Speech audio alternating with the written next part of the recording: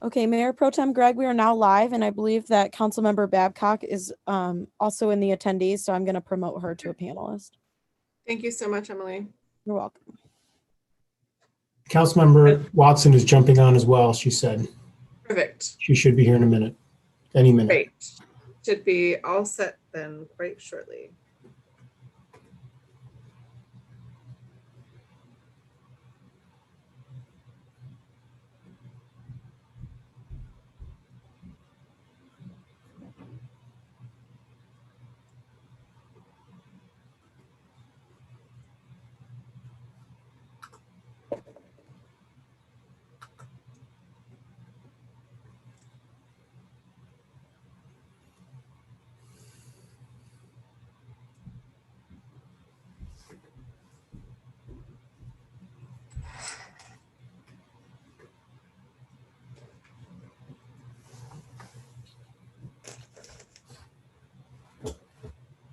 Lisa, can you hear us?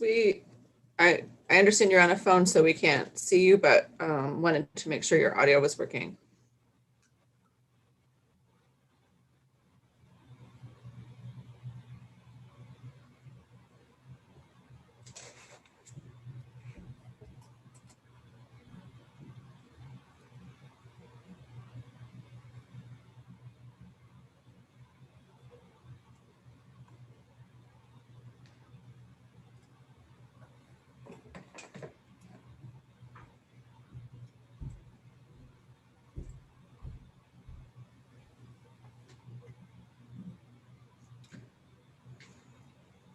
Lisa, give us a shout if you can hear us. So far, I've not heard your voice yet.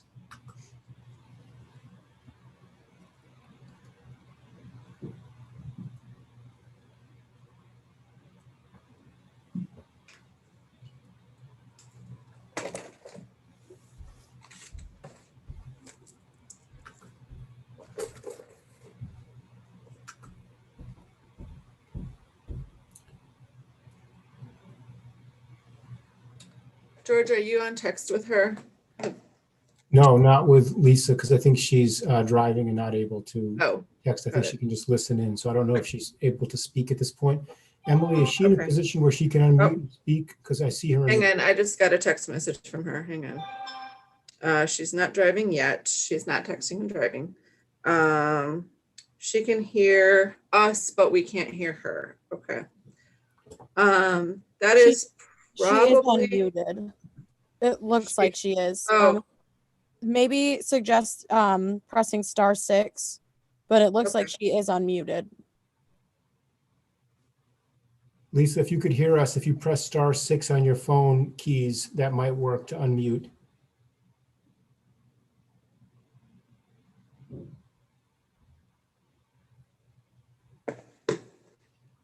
Can you hear us, Lisa? *6.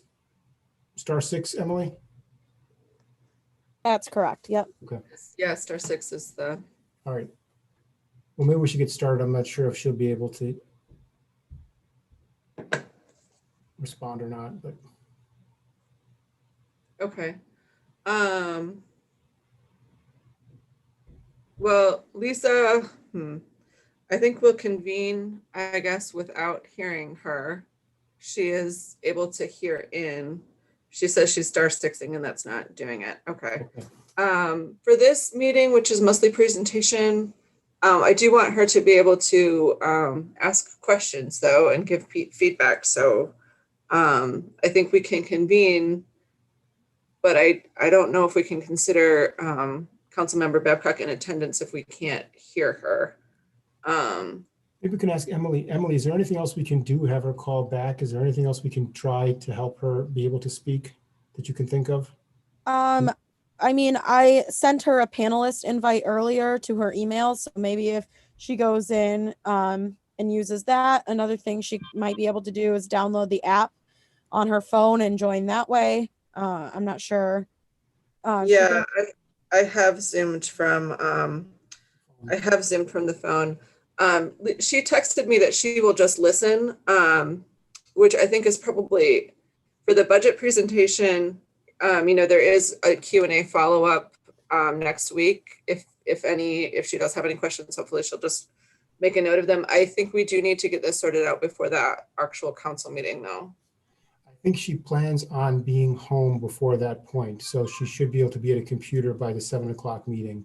So. Okay. Okay. Well, then I think we can go ahead and get started with our quorum of 3.5. I think people in attendance have probably noticed that council member or mayor, that Mayor Stevens is not with us this evening. He is not feeling well, so I will be stepping into my duties as pro tem it up. Does the clerk call the roll or do I call the roll? Clerk calls the rolls. Perfect. Councilmember Babcock, Councilmember Bacon, Present, attending virtually, East Lansing, Michigan, Clinton County. Councilmember Watson, Here, attending virtually, East Lansing, Michigan, Ingham County. Mayor Pro Tem Greg, I am here attending virtually from East Lansing, Michigan in Ingham County. And perhaps we can just note that if Councilmember Babcock can call back in, she can just call out and then be recognized at that point. If she can call back in, if she gets the meeting working properly. Sure. Yes, Lisa, who can hear us but cannot speak to us because of phone issues. If you do end up calling back in and suddenly the audio is working, just go ahead and shout out to us that you have arrived and we will make a note of that time. I think, let's see, just so do I have a motion to approve the agenda? Motion to approve the agenda. Second. Motioned by Councilmember Bacon, seconded by Councilmember Watson. All in favor say aye. Aye. Aye. I think we better stay saucy, Dana. We're all the only opposed is- people to go back and forth, so.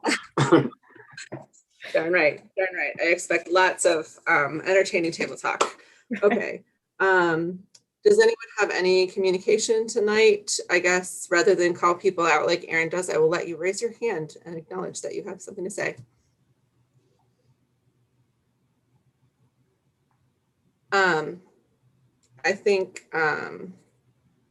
I do feel like it's appropriate, if that's no communication from anyone but me, I do think it's appropriate to acknowledge that it looks very likely that the jury in Minneapolis will return a verdict in the Derek Chauvin trial immediately. And I expect that that might be emotional. And so if that happens and it comes through, we might want to take a pause. So if nobody else has anything else to discuss, I think we can jump into our item 5 agenda, which is discussion items. 5.1 discussion from the fiscal year 22 community development block grant budget. I can just start off quickly, Mayor Pro Tem, thank you. So tonight we have our second night of sessions. We can just go right to the staff who are listed. We have other staff available in support. So Tom Fehrenbach is available in support, and also Scott House is on the call as well if there's any questions about infrastructure, and of course myself and Jill. But starting off, we'll go off right to Amy Schursler for the presentation. And of course, as normal, you can have questions at the end or you can have questions during the presentation. Please feel free to let us know, and we will take those either way. Thank you.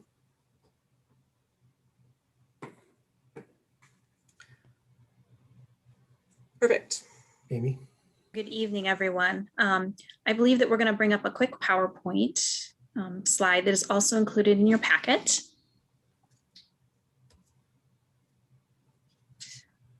So this evening, we are here to discuss the proposed fiscal year 22 budget for the Community Development Block Grant Program. This is not the first time that City Council has discussed this matter. There were actually 2 discussions in the month of March. And so this is really meant to be an update to that particular process. If we could have the next slide, please. So as City Council is probably very familiar by now, the City of East Lansing is fortunate to be a community development block grant entitlement community. And what that means is that we are guaranteed grant funds from the Department of Housing and Urban Development, or HUD, for annual grant funding. Those funds are really meant to provide supportive services in sort of 5 key areas. Funds can be allocated towards public services. So that is a direct one-on-one assistance. So there might be instances where that's legal assistance or overnight shelter, counseling sessions, things of that nature.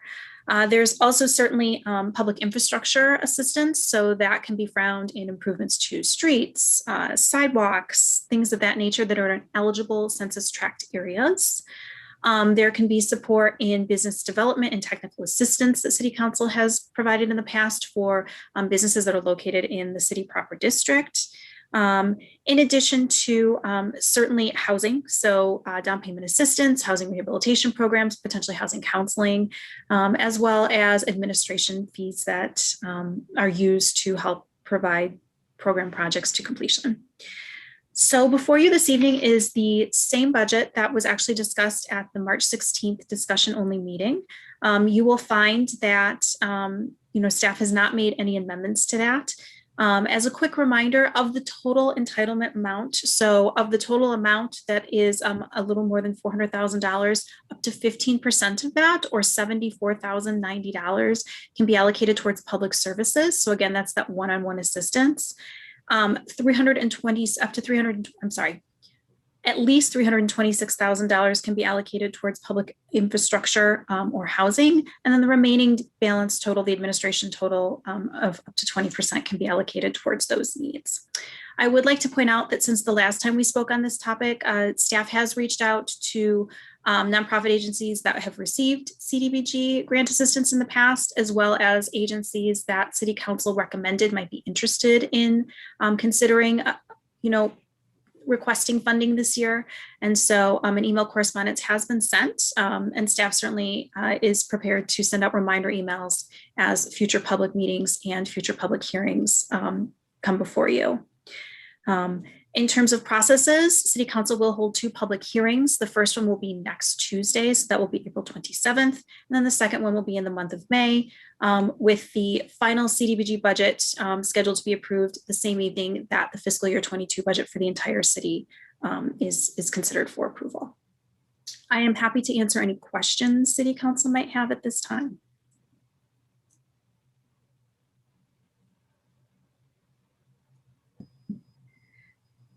Hi, I have some questions. Sure. So I see amounts for public services for those different agencies. And so I'm wondering, you said something was sent to agencies. What was sent to it? Like, were they sent the amount, or, what type of information was given to them? Sure. So the agencies were sent an email correspondence within it. It provided information and direct links to public meetings and public hearings. I did include a link to the budget. So this, not this PowerPoint slide, but the Microsoft Word document that is within your packet, that was included, as well as a map indicating CDBG census eligible tract areas for like public infrastructure or housing activities that would be eligible in those areas. And so that was the main information that they received. In addition to a matrix, so the direct HUD matrix that shared with them all possible types of programs that could be funded. So for example, if they don't provide things such as overnight shelter, but they provide maybe counseling services of some sort, or one-on-one assistance of some sort, they could look at that matrix and see if any of the programming they currently provide would be eligible for HUD guidelines. So we're going to wait and see who responds or who comes to the public meeting. Yes, I think per the citizen participation plan, anyone can certainly address you now. The other thing that was included in the email correspondence was a direct email, the council@cityofeastlansing.com. So per the process, nonprofit agencies and the general public will have every opportunity to speak at the upcoming 2 public hearings. Certainly, if they are unable to attend those, they can send written requests and or correspondence to council directly, and those will be included in packet materials to you. And if staff receives anything, we will certainly forward it on. Amy, I'm sorry, but can you remind me when those public hearings are scheduled for? Yep, April 27th and May 12th. Thank you. And that is in your packet. Okay, thank you. Absolutely. Dates tend to go in and out of my brain, so I need extra. Absolutely. We're all working on a lot of dates right now. Yes, we are. So will we know in advance who's going to be coming, what agencies are going to be coming forward to us? Or is it just that day that they might call in? Unless they notify staff, we will not know. Unless they, reach out to staff ahead of time, it would be a situation where they just notify us ahead of time. I just ask a quick question, Mayor Pro Tem? Yes. So, Amy, is there a default recommendation? Is that the one we see with the human services before us here on the list? And that's kind of a default staff recommendation if nothing changes, or have these people not officially applied yet? It is the current staff. So what I would say, George, is that it's the current staff recommendation. Yes, it is a template, if you will. Certainly council can change that, amend that at any time. If staff feels strongly, they see a need to sort of recommend something new to council, but it is, no one has officially applied. So we do not have a formal grant application process any further. Persons that are interested in receiving funding simply come before council and request that funding. And also, if I could just one more quick question. Absolutely. So these agencies have already received CDBG funding in the past from us, these agencies. So there are certain service requirements for people in our community that they have to show that they're serving people within the district, within the community, in order to be eligible for funding. Is that the way? Can you explain that briefly? Correct. So of all the public service agencies, the requirement for a public service agency is that they must service individuals that meet the income eligibility threshold set by HUD. That is generally 80% of the area median income. Generally, that number changes, so it might change again in June, but to give you an idea, a family of 4, for example, could make up to $55,000 and be eligible to receive funds, just to kind of give everyone a baseline. So that's requirement number 1. Requirement number 2 is that whomever is serviced, so if I as an individual, for example, stay overnight at Haven House, I'll just use that example, then I am residing in East Lansing at the time the service is provided. So I either need to be an East Lansing resident with an East Lansing address or be residing in East Lansing at the time of the service, if that makes sense to everyone. So you must have an East Lansing address. So you don't have to live in the district to receive services from this CD dollars. You have to live within the city at that time.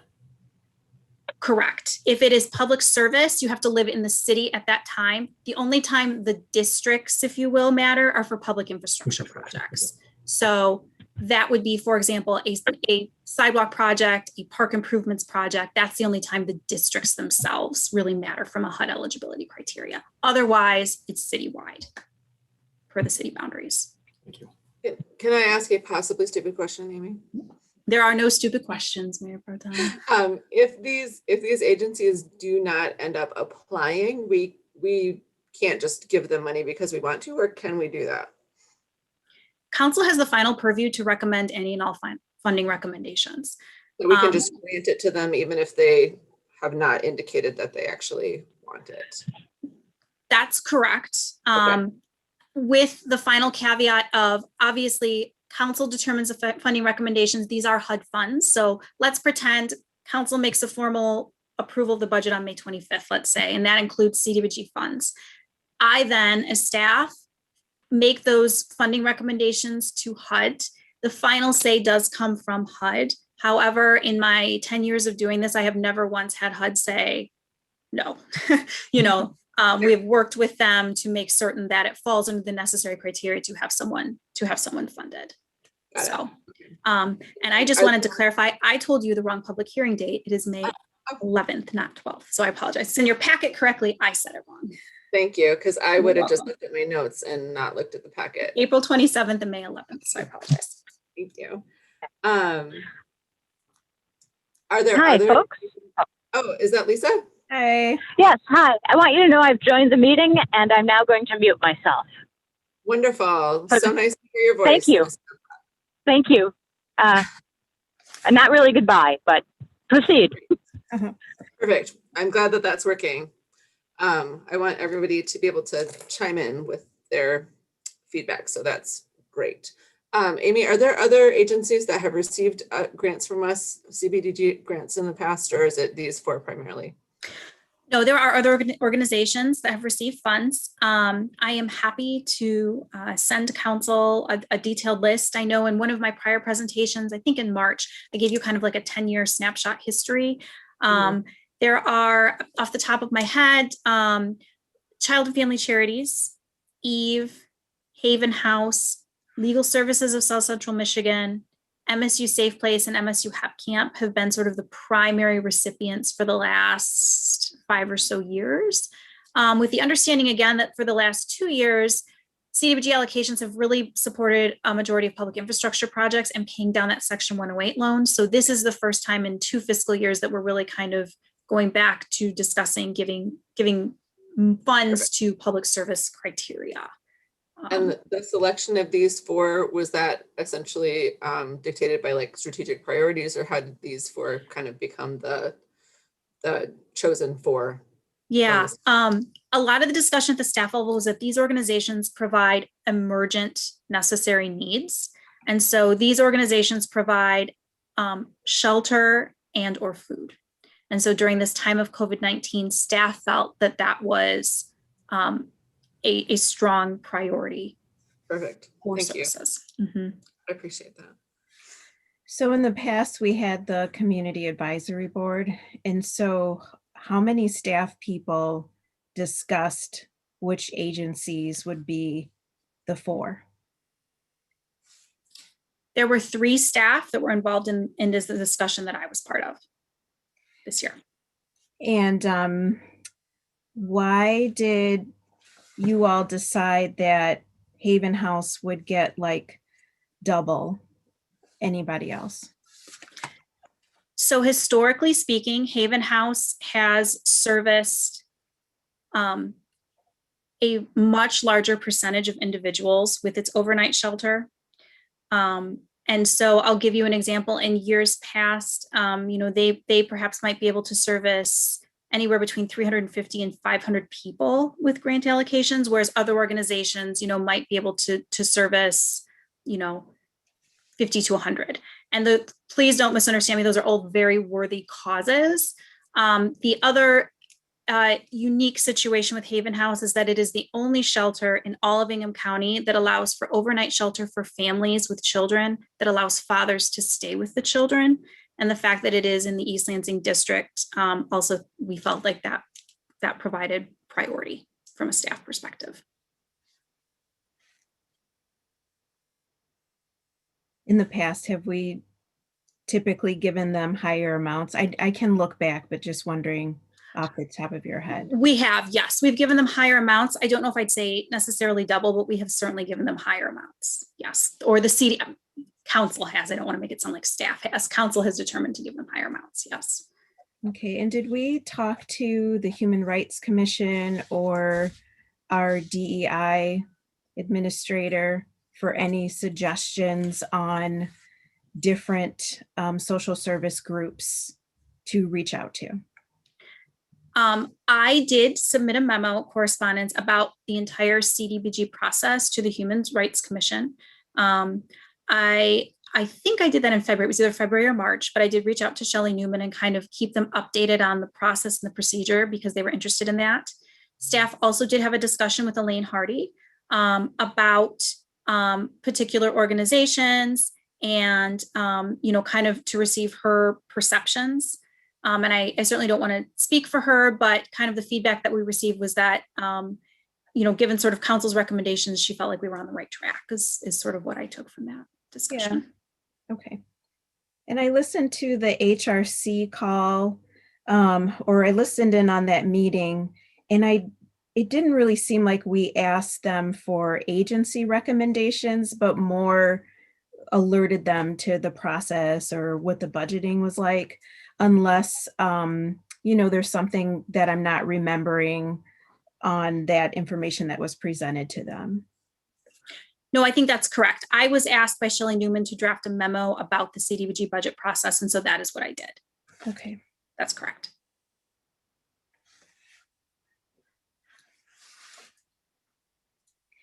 Have we ever allocated a % of all of our budget to social services? And this might be a George question too, or. So there used to be some money from the general fund years ago that was given to human services. So there was a human service component from the general fund and from community development block grant. And how long ago was that percentage given up? It's been at least several years, but I don't recall. All right. I can find out. Yes. Yeah, I mean, I'm excited about these dollars being back in the budget again. I've, as you all know, been a part of the advisory committee. It's great to hear about these organizations. And I'm just also interested in spreading it out more and definitely curious about how the money was allocated for certain groups and sensitive if some groups are getting the leg up this time around, when I would like to see that it's equitable with who's coming to us, and maybe there's a new group or someone else that we can learn about or allocate this money for. Could I also just add one question to Amy about the number, because we have fewer organizations that are higher funded in a sense. In terms of CDBG dollars, do you do smaller grants, or does it become not, because there's a lot of reporting requirements that we have in CDBG. Can you tell me anything about that in terms of why you have 4 funded at a higher level as opposed to 7 agencies funded at lower levels? Any thoughts about that? Certainly. Well, as we all know, the more contracts we execute, the more administrative time that is. To give everyone kind of an idea, all agencies, particularly their public service, would receive a grant contract from the city. They would need to provide quarterly reports that would need to be reviewed by city staff, both on expenditure reports and sort of performance reports that are reviewed. And then certainly, normal expenditure reports, drawdown information, all of that is worked out with the finance department. So, the more agencies that we fund, the more staff time that is allocated to it. But certainly we work at council's discretion of what your preferences are and where you feel that, staff's time is best spent. Thanks.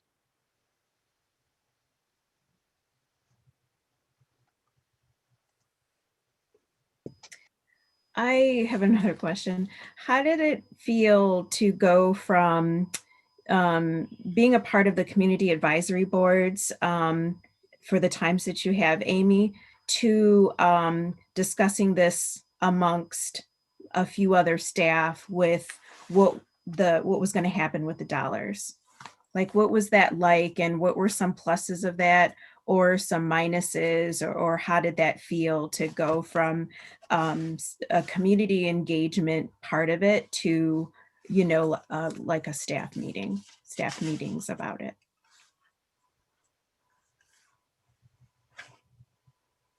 Well, it sounds like you're asking my personal opinion, which is fine. So before we would always start our community development advisory process, we would convene a staff and present the CD advisory committee with recommendations. So I felt like that process was still very similar. I guess I personally, the big piece that's missing is obviously the engagement of a CD advisory committee. So, you're looking at a couple of less meetings from individuals that kind of become experts in those grant applications. Yeah. I certainly think that there was value to that process and to having perhaps community members also weigh in on grant recommendations. Although I certainly don't feel like, I feel strongly and appreciate the fact that we still do have 2 very public hearings where anyone of any, background can weigh in. So I am still a very big proponent of having a minimum of 2 public hearings, whether or not we convene CD advisory committee or not. Thanks.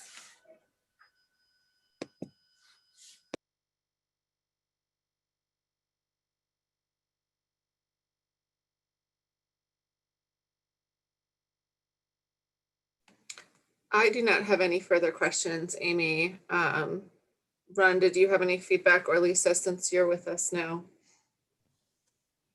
Yeah, I think if we haven't had these funds in quite some time, just considering precedent, I understand the level of work that goes into this process, but just that seems really narrow compared to some of the also having done some of those processes in the past, but understanding the amount of work that goes into it, that those numbers are would seem like pretty high precedent going forward. And I think I don't know what that would do to an organization that's received it. And then if we totally revamp it a year from now and spread it more broadly, I think we maybe make some more consideration about spreading it more broadly now before we set precedent with these dollar amounts.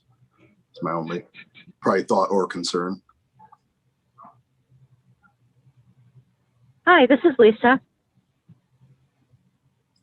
Hi, Lisa, go ahead. I don't have comments at this time. Well, I guess I do have a question. If someone who's not currently on our list wants to fill out the paperwork and put themselves into the mix, may they do that? Yes, I mean, I think that Okay. just to be, just to kind of clarify for everyone, they don't need to fill out any formal grant application. It is really what they need to do is either, speak during the public comment period at an upcoming public hearing or public meeting, and or submit some sort of email correspondence to council or staff so that council has the opportunity to review that request. So it's really a very simple process. They don't even, have to formally fill out an application. They just need to kind of express interest. And I would recommend perhaps expressing interest and maybe what they would do with the funding at a minimum. Okay, excellent. That helps if we are thinking of organizations that aren't on the short list, but as council members or members of the public, we can certainly encourage them to contact the city or city council members, and we can consider them that way. That's good to know. Absolutely. Okay, well, thank you. Nothing further. Thanks, Lisa.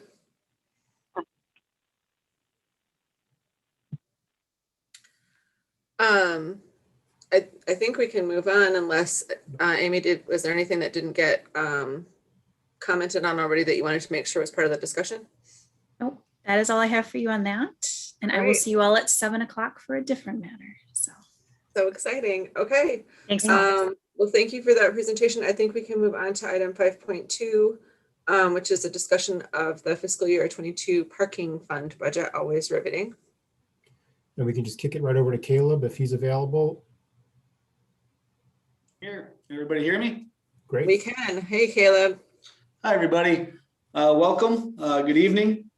I think that Nicole or Emily were going to share a PowerPoint with everyone. Thank you. I see it. So we're going to talk about fiscal year 22 budget for the downtown parking system. And in case everybody doesn't know, I'm Caleb Sharrow. I'm the downtown parking administrator for East Lansing. So we can go to the next slide. Sorry, 1 second. Lost ya. No problem.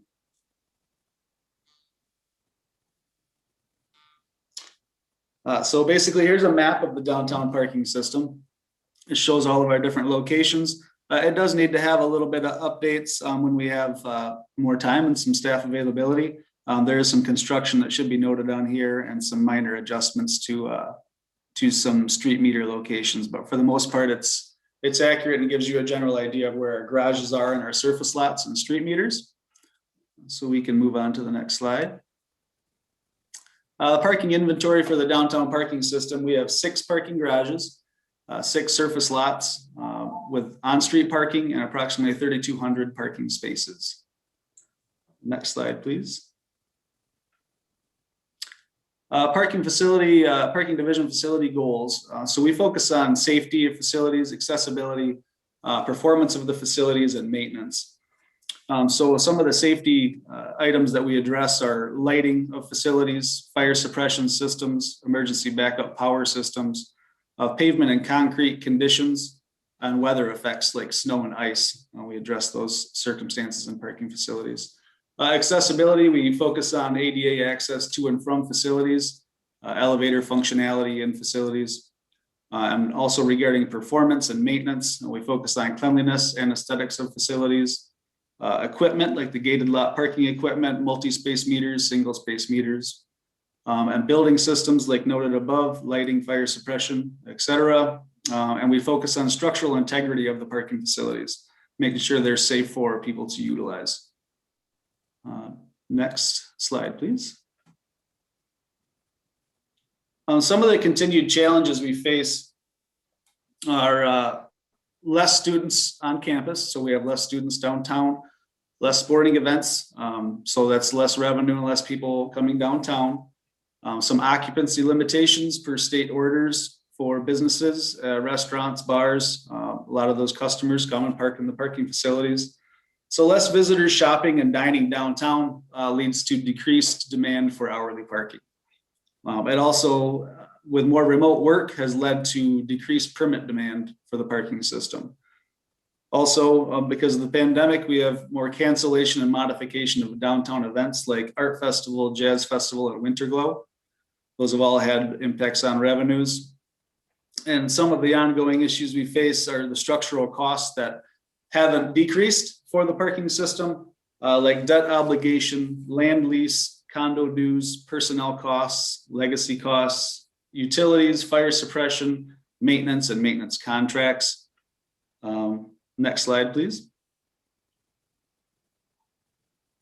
So management approach has been to focus obviously on cost savings, deferring any non-essential maintenance, repairs, and purchasing. We've been operating with reduced staffing. And some of the items we have focused on for business support, we continue to offer a 15-minute grace period in the gated parking facilities. We have added more curbside pickup zones on top of the approximately 1/3 of our street parking that is loading zone, free 15 and 30-minute loading zone. We deferred in fiscal year 21, which is the year we're currently in, we deferred planned monthly permit rate increases, and we plan to defer those, obviously because of the low demand, into fiscal year 22. We've been working as parking staff to support the PLACE project implementation. We've been focused on installation support for the Community and Economic Development team, along with other city departments, and also working on creative use of parking assets, for example, the underground market.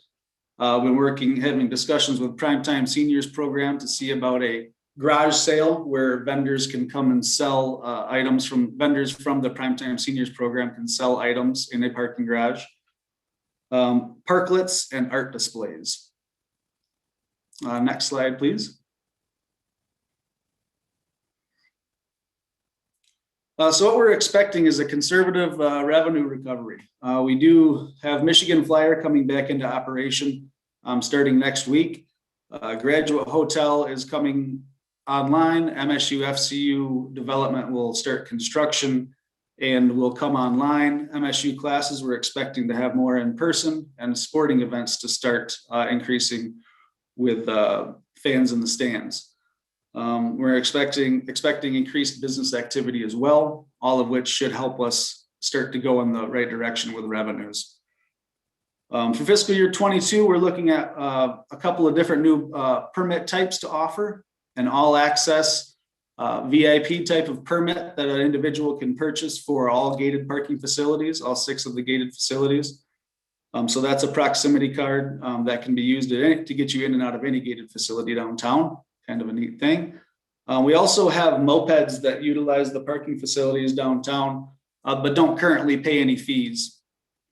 So we did add to the fee schedule a moped fee for an annual permit, which would be approximately $15 per month, but it would be sold as an annual permit of $180. And that would help to recoup some of the expenses and wear and tear that mopeds do cause on the facility, just like other vehicles. We also, at Parking Task Force, there was an item brought up regarding what can be offered for individuals who a monthly permit didn't work for their personal budget. So we are also looking at piloting a a multi-use validation program where it had tiered discounts for individuals to buy a pre-charged validation card. Maybe $50 increments or $100. And then as you get a $50 permit, or a validation, multi-use validation, it's discounted approximately 50%. And if you did a $100 prepaid validation, it would be discounted as well. So get revenue upfront, but also offer folks a lesser expensive way to use a permit, use the parking system downtown at a discounted rate if a monthly permit didn't work for their personal budget. What we continue to, we'll continue to operate at reduced staffing levels, and we will be deferring some items moving forward. Some of those items moving forward, we are going to continue to defer the master plan update, which was scheduled to take place fiscal year 21. We'll need to defer that through fiscal year 22. We also plan to defer some software integrations for our back offices for the gated lot parking system, the metered system, the multi-space metered system, and the mobile payment app. We'll be deferring those software integrations as well as the Lucidity asset management integration, which is a asset management system that DPW uses, but for budgetary reasons, we will not be starting that integration yet.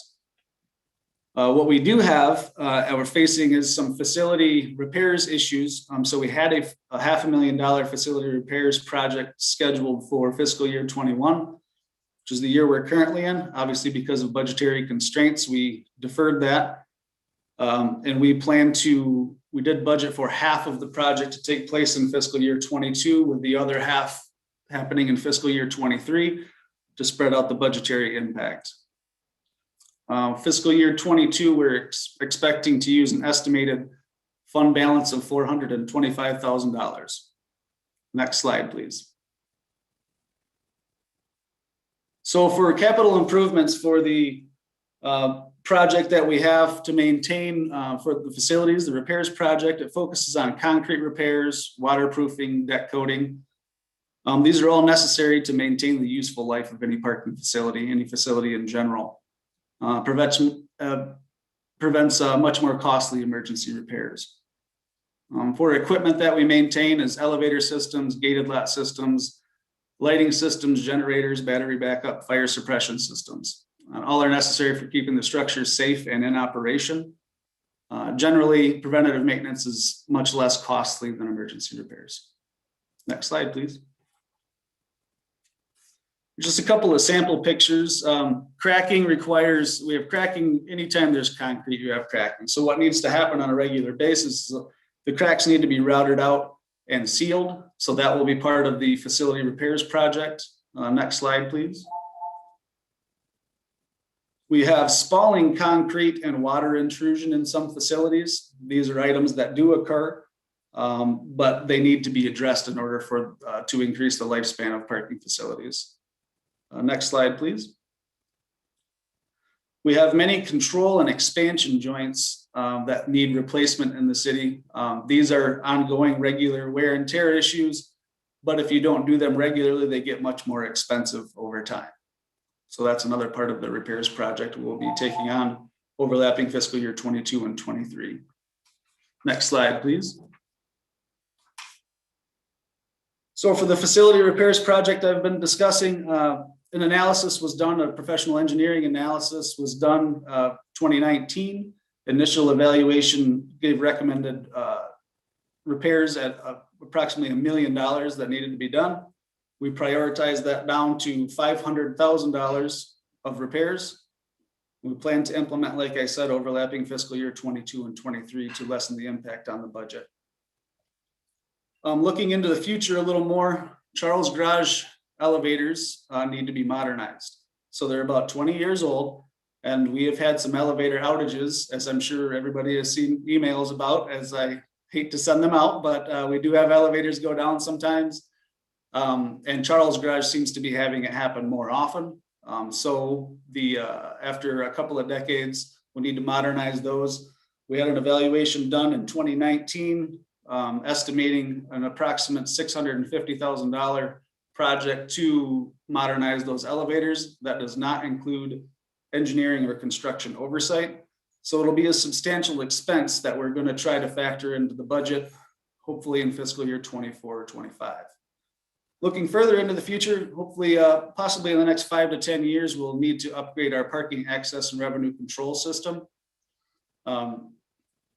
That depends on technology at the time, so there's no cost estimate as of right now necessarily.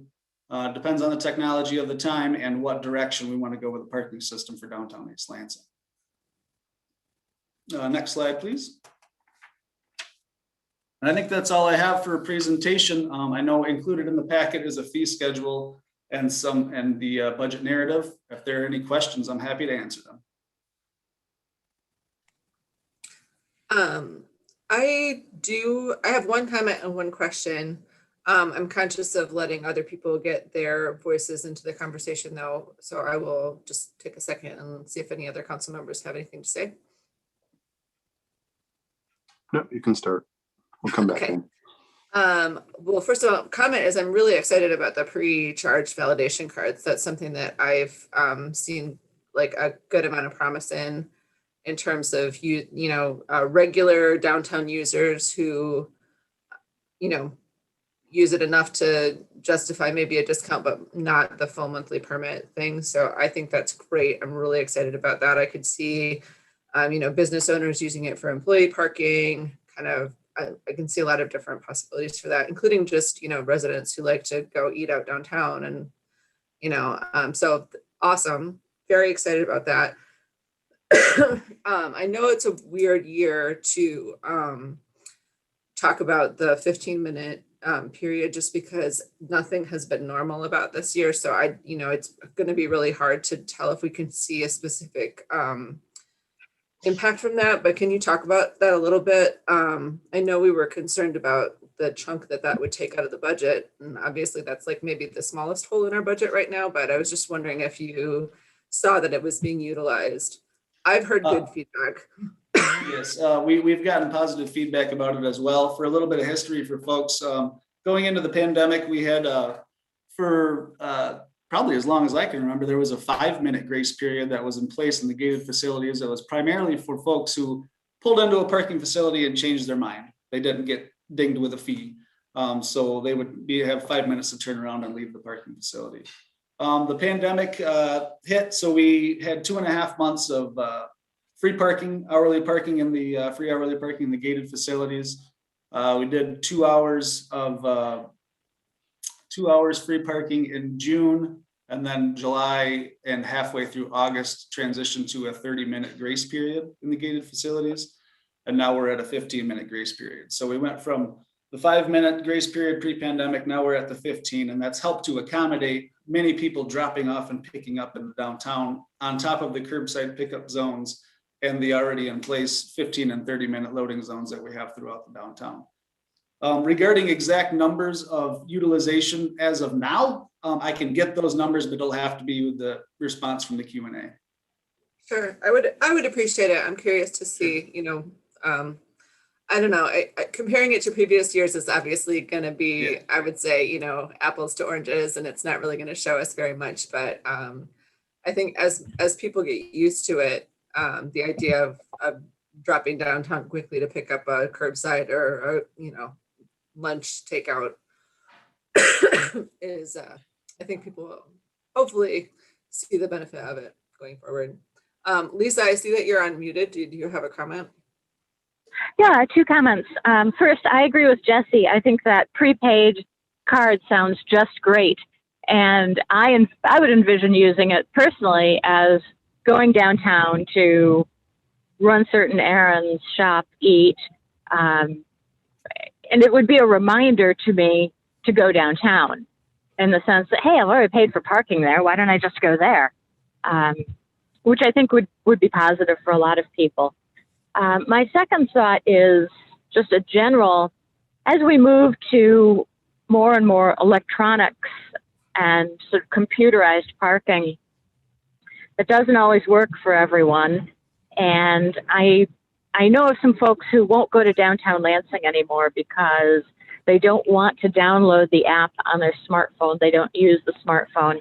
And we can say, well, how much spending does that demographic actually do downtown, or certainly downtown Lansing? And I'd say, well, they are the community. You know,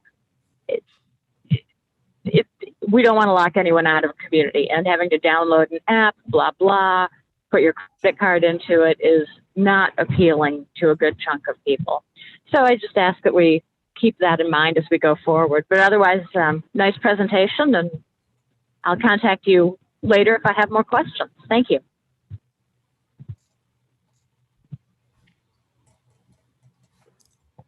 Ron, go ahead.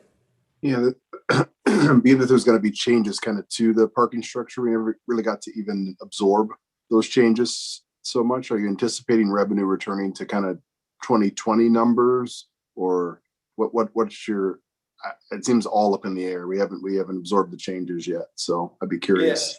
Yeah. So in the budget packet, you can see that our fiscal year 20 numbers, I think we were at about 4.2 million. What we're budgeting for, obviously the year we're in right now, we're expecting to have a much lighter year, but we are expecting, exactly like you said, to cautiously optimistically be back to those fiscal year 20 numbers, which part of fiscal year 20 was part of the pandemic. And that was the start of it. So that's why we're thinking we can possibly get back to that point. And help us allow to get the ball back rolling again. We had to defer a lot of cleaning, a lot of maintenance, a lot of things that we haven't been able to do to the standard we have made for the downtown. So we want to hopefully get that revenue increasing and then be able to get back to our facility maintenance that we need to.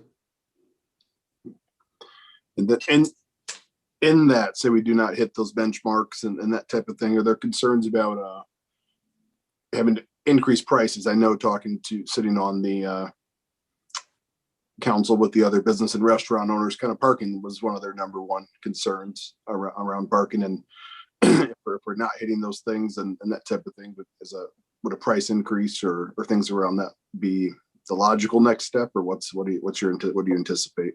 Well, we obviously go on council direction, but what my initial instinct would be is that we wouldn't be considering any large rate increases or any rate increases for hourly parking or for the monthly permits. It would be more of okay, maybe we need to then defer the facility, though it could cost way more money in the future to do the facility repairs project. Whenever you defer stuff like that, it's a big concern for me. But I would think it'd be the smarter thing for downtown to then, if we're noticing the numbers aren't coming back to where we need them to do the project, you defer it one more year and not implement any increases for the parking system downtown for hourly and permit parking.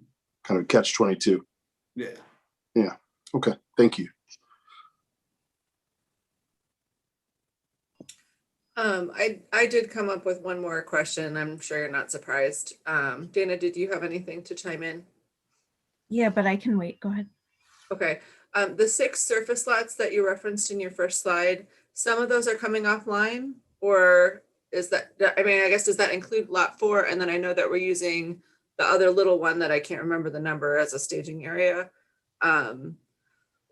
So Bailey obviously is the big one that we all know and love. And then there's the one right behind People's Church. But how are those all designated? Where are our surface lots that are actually going to be able to be parked in? Sure. So as of right now, the Evergreen Utilities Project has taken Evergreen Lot 8 offline and City Hall West Lot 15. Yes, the MSU FCU site is lot number 4 next to Dublin Square. That will be going offline later. The land sale took place, but later this summer, I believe we will continue operating that lot into mid to late summer. And then that lot will be going offline permanently for the MSU FCU building. We also have the surface lot at Valley Court, along Valley Court. That's partially permits and partially a multi-space meter. And then yes, Bailey Lot 11 was another one, and also the City Hall North parking lot. Okay. I forget that the angled parking in Valley Court is actually considered a parking lot. It's like a linear parking lot. Got it. Yeah. I know we don't have space for any more angled parking downtown, but I actually really love angled parking. So I just wanted to put that out there in terms of like parking love. Can you remind me how many rooms are in the Graduate Hotel? Maybe George would remember better. I think I have to ask Mr. Fehrenbach. I thought it was over 100 rooms, but Tom, are you available for that? I believe it's 194, Jeez, if I'm not 200 mistaken. rooms off. And they're opening at full capacity, just full bore when they open. Do we know anything yet, I guess? I mean, it's anticipated for summer, right? That's correct. I think they're targeting the June, July timeframe. And my understanding is, subsequent to any MIOSHA or MDHHS orders to the contrary, I think they would plan to open at full capacity, at least all the rooms. I don't know what type of requirements might be in place regarding where we are with the pandemic at that point. Okay. That'll be interesting to see how the valet system works. I have to apologize for my cough. This is allergies. Nobody worry about me, but I'm trying not to hack at you all. Anyway, I might have to, if I disappear, it's because I went to go get a drink of water, nothing nefarious. But that is the most mom thing you've ever said. Oh, shush, y'all. I say mom stuff all the time, Lisa. Just hang out with me. I'll mom you left, right, and sideways. Anyway, I'm excited, I guess, about the valet system coming on with that hotel, just because we don't have anything happening like that yet. And I think it's got the potential to kind of move parking around the system a little bit. Obviously, they're not going to want to go too far away from the hotel, but we can kind of maybe gently nudge them into places that are not used as heavily as others. So kind of fingers crossed on that one, I guess. That was everything I came up with.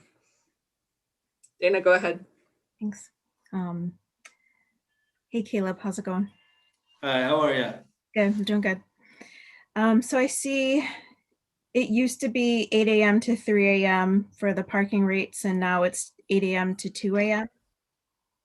No, I made it bigger. It's 8 a.m. to 3 a.m. Is that right? It was 8 a.m. to 3 a.m. For the enforcement timeframes. Is that what you're speaking of? Yeah.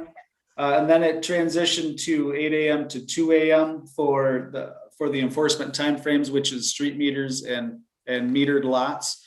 The reason that change took place is that it was realized that for snow plowing, there's an ordinance that there's no parking 2 a.m. to 6 a.m. so that the enforcement rates should then line up with that. So that was transitioned from being rates in effect until 3 a.m. to until 2 a.m. on the streets. Okay. So a car that's parked 6 a.m. to 8 a.m. doesn't get charged. Yep, that's correct.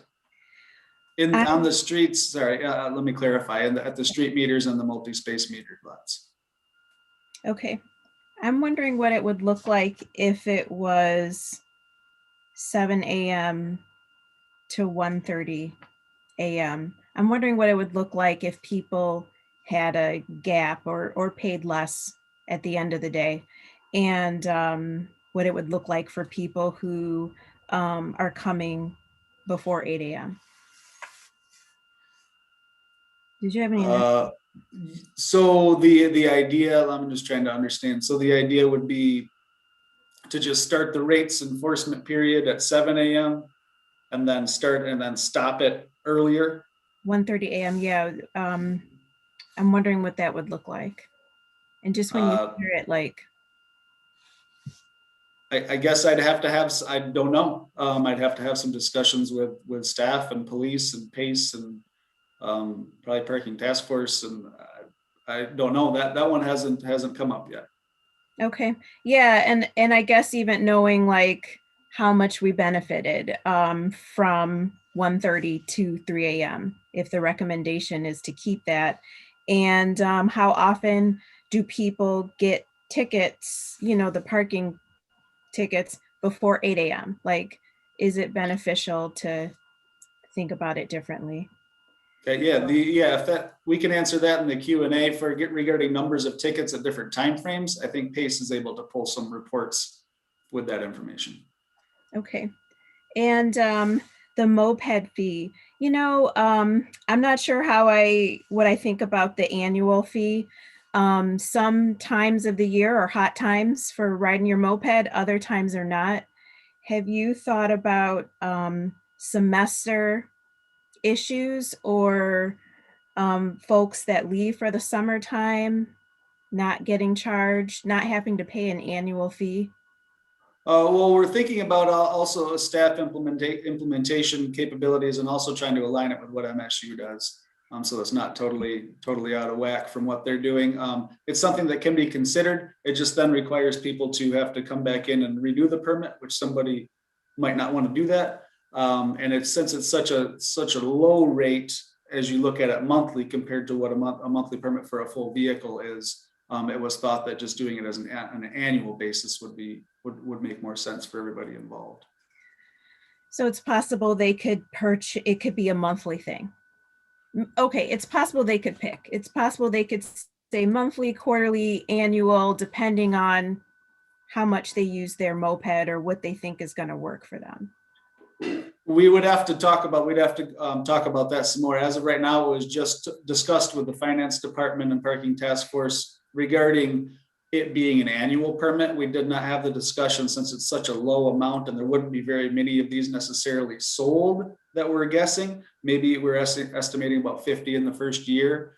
That then if you're having people come and renew every month, you're talking about more staff time for finance with limited staff and you'd have to be reissuing permits. You'd have to buy more permit stickers and change that every month. Or semester or semester is definitely would be more of something to consider, I feel, from a logistics standpoint.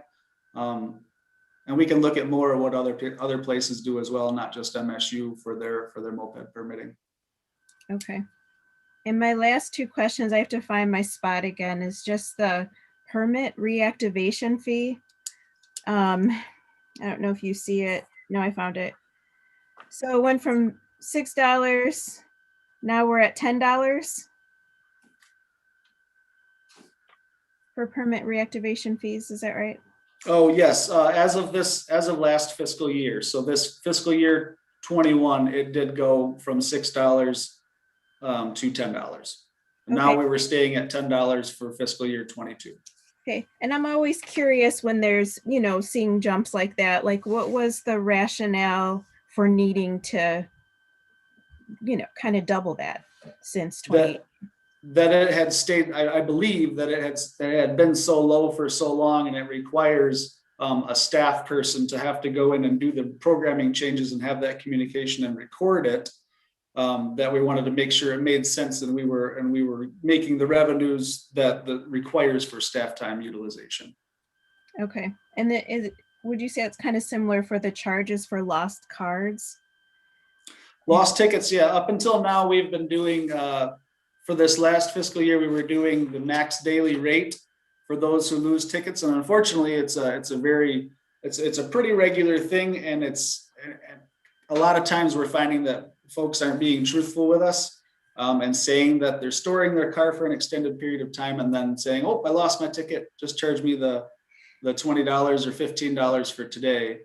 So we wanted to have more of a deterrent from folks doing that. And storing their car in the facilities without paying for their daily utilization. Can you tell me where that's at? I've lost my spot. Like, is it under permit rates? Under parking rates, the gated lot lost ticket fee is the third one down, I believe. Under gated lot grace period, and all the way to the right for fiscal year 22 budget. Under parking rates? Yes. Okay. And you said it's the third one? Gated That's lot. What I'm showing here, yep. Lost ticket, so we didn't. Okay, and now we want to charge 25. Yep, at gated surface lots and gated garages, yep. Okay, and you said before, how much did we charge? Through this fiscal year, it was just utilizing the daily max that we had at each facility. I get it, the daily max. So how much higher is that again? It's a $5 increase for Bailey Lot 11, Okay, which is the $20 max, and it's a $10 increase for the garages, which is a $15 daily max.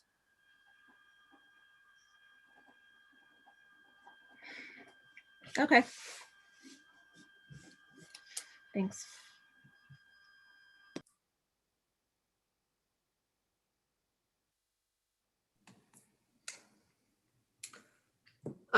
Final call for anybody who's got questions or comments for Caleb before we let him go to his well-deserved rest.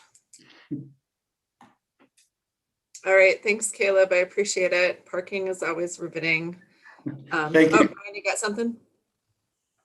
Yeah, no, just thank you. I do, parking's like front of mind, unfortunately. Just, I know what a tough year it's been in your area. So just thank you for all your hard work and sharpening your pencil. Thank you. Thank you, everyone. Yeah, you guys have really been beat up, but we appreciate you. Thanks, Caleb. Thanks, everyone. All right, I gotta scroll back up to my agenda here. Hang on a second. Looks like we are jumping to 5.3, Capital Improvement Fund Budget and Capital Improvements Program Plan. Thank you, Mayor Pro Tem and Council. I think we've had a couple chances to discuss this, but here's another opportunity to chat about an important capital improvement program. As we have noted in the past, it is required to be updated annually and give just a general order of priority for the capital improvement projects that are planned over the course of the next 6 years. So it's always a look ahead document. In February, you may recall that department directors from Planning, DPW, and Parks, Recreations, and Arts presented sort of the highlights of the CIP program from their perspective. It does continue to evolve, and we will get further into some of those areas in subsequent budget conversations. But tonight, just another opportunity to kind of go over the details and see if there's any questions. The spreadsheet in front of you that's titled Table 1, it's our most recent inventory and the needs assessments. And it also includes staff recommendations in terms of the schedule, the costs, the budget, the financing sources, and the prioritization. Table 2 contains a long-term debt analysis, and that lays out our debt obligations and various funding sources on a long-term basis based on the projects that have been completed. We also typically include and have here an analysis specific to the Avondale Square project. Generally, we're making progress. As you can see in fiscal year 21, we have paid off the Section 108 loan. And so we're able to reallocate those CDBG resources elsewhere, as we talked about earlier tonight. Although the general fund does continue to subsidize the debt obligations that are not met by the brownfield TIF capture for that project. So obviously just got done with parking, and Caleb did I think a great job explaining the CIP related items there. We will also, as I mentioned before, dive deeper into DPW and parks projects in subsequent budget sessions.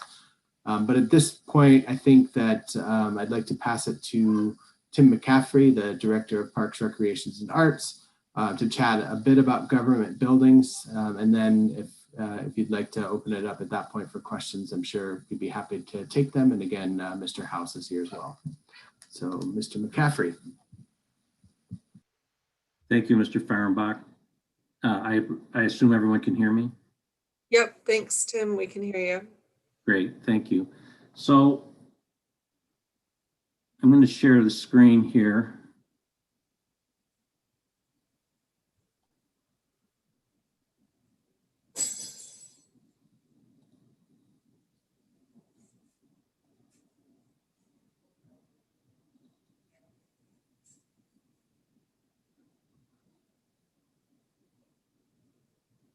I've only got 2 slides tonight, so I'm not going to bore you with a lot of slides. I've got 2 slides on this particular topic. So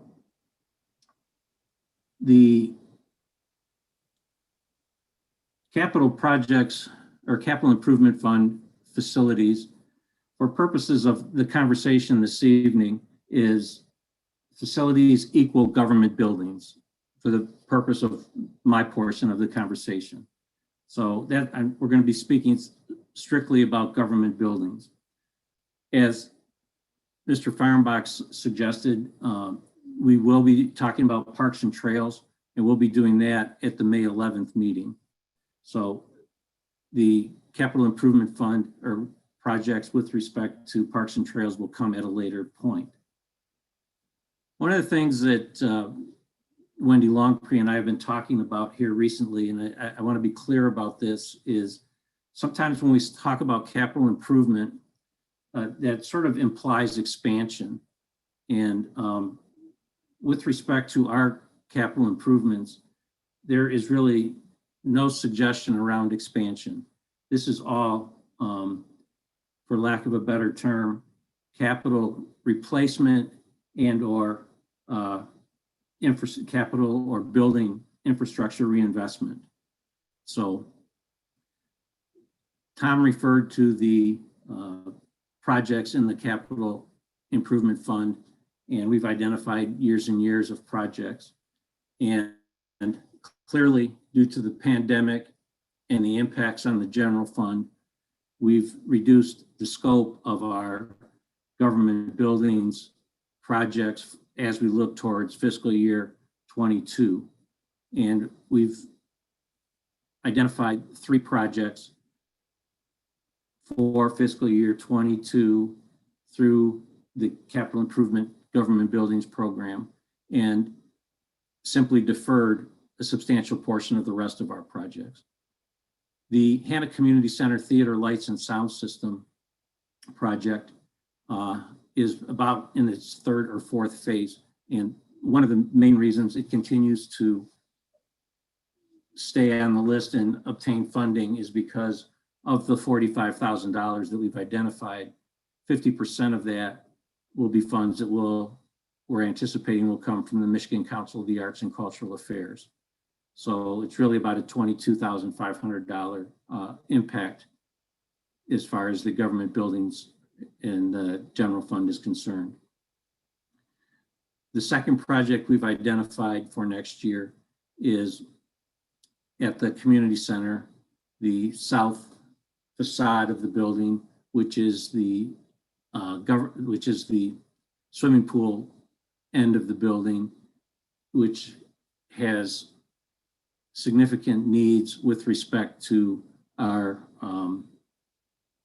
brick mortar tuck pointing and ensuring that the brick portion of the building simply doesn't crumble.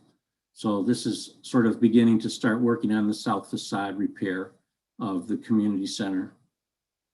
And then the Orchard Street Pump House, we've had the opportunity over the course of the last couple of years to do additional projects. For example, the repair of or replacement of the roof at the Orchard Street Pump House.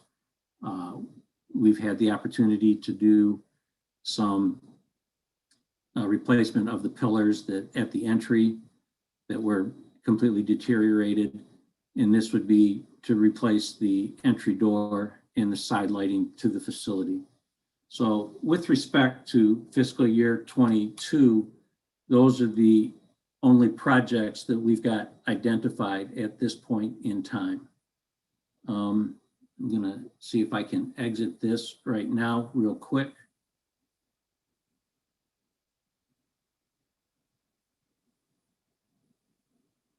And share the screen again and bring up another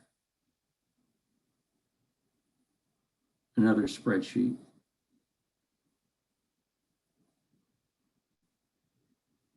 Maybe.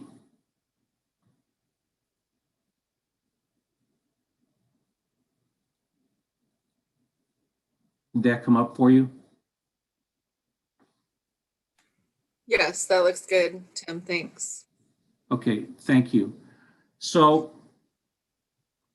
I suggested that we've deferred a number of projects. Now, obviously, you wouldn't be trying to complete all of these projects that are government buildings oriented in 1 year, But over the course of the last several years, we've been doing facility conditions assessment for many of our government buildings.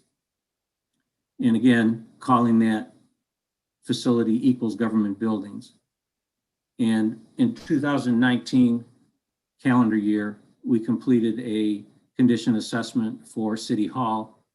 And as you can see, that showed we had about $2.8 million in infrastructure work that needs to be completed.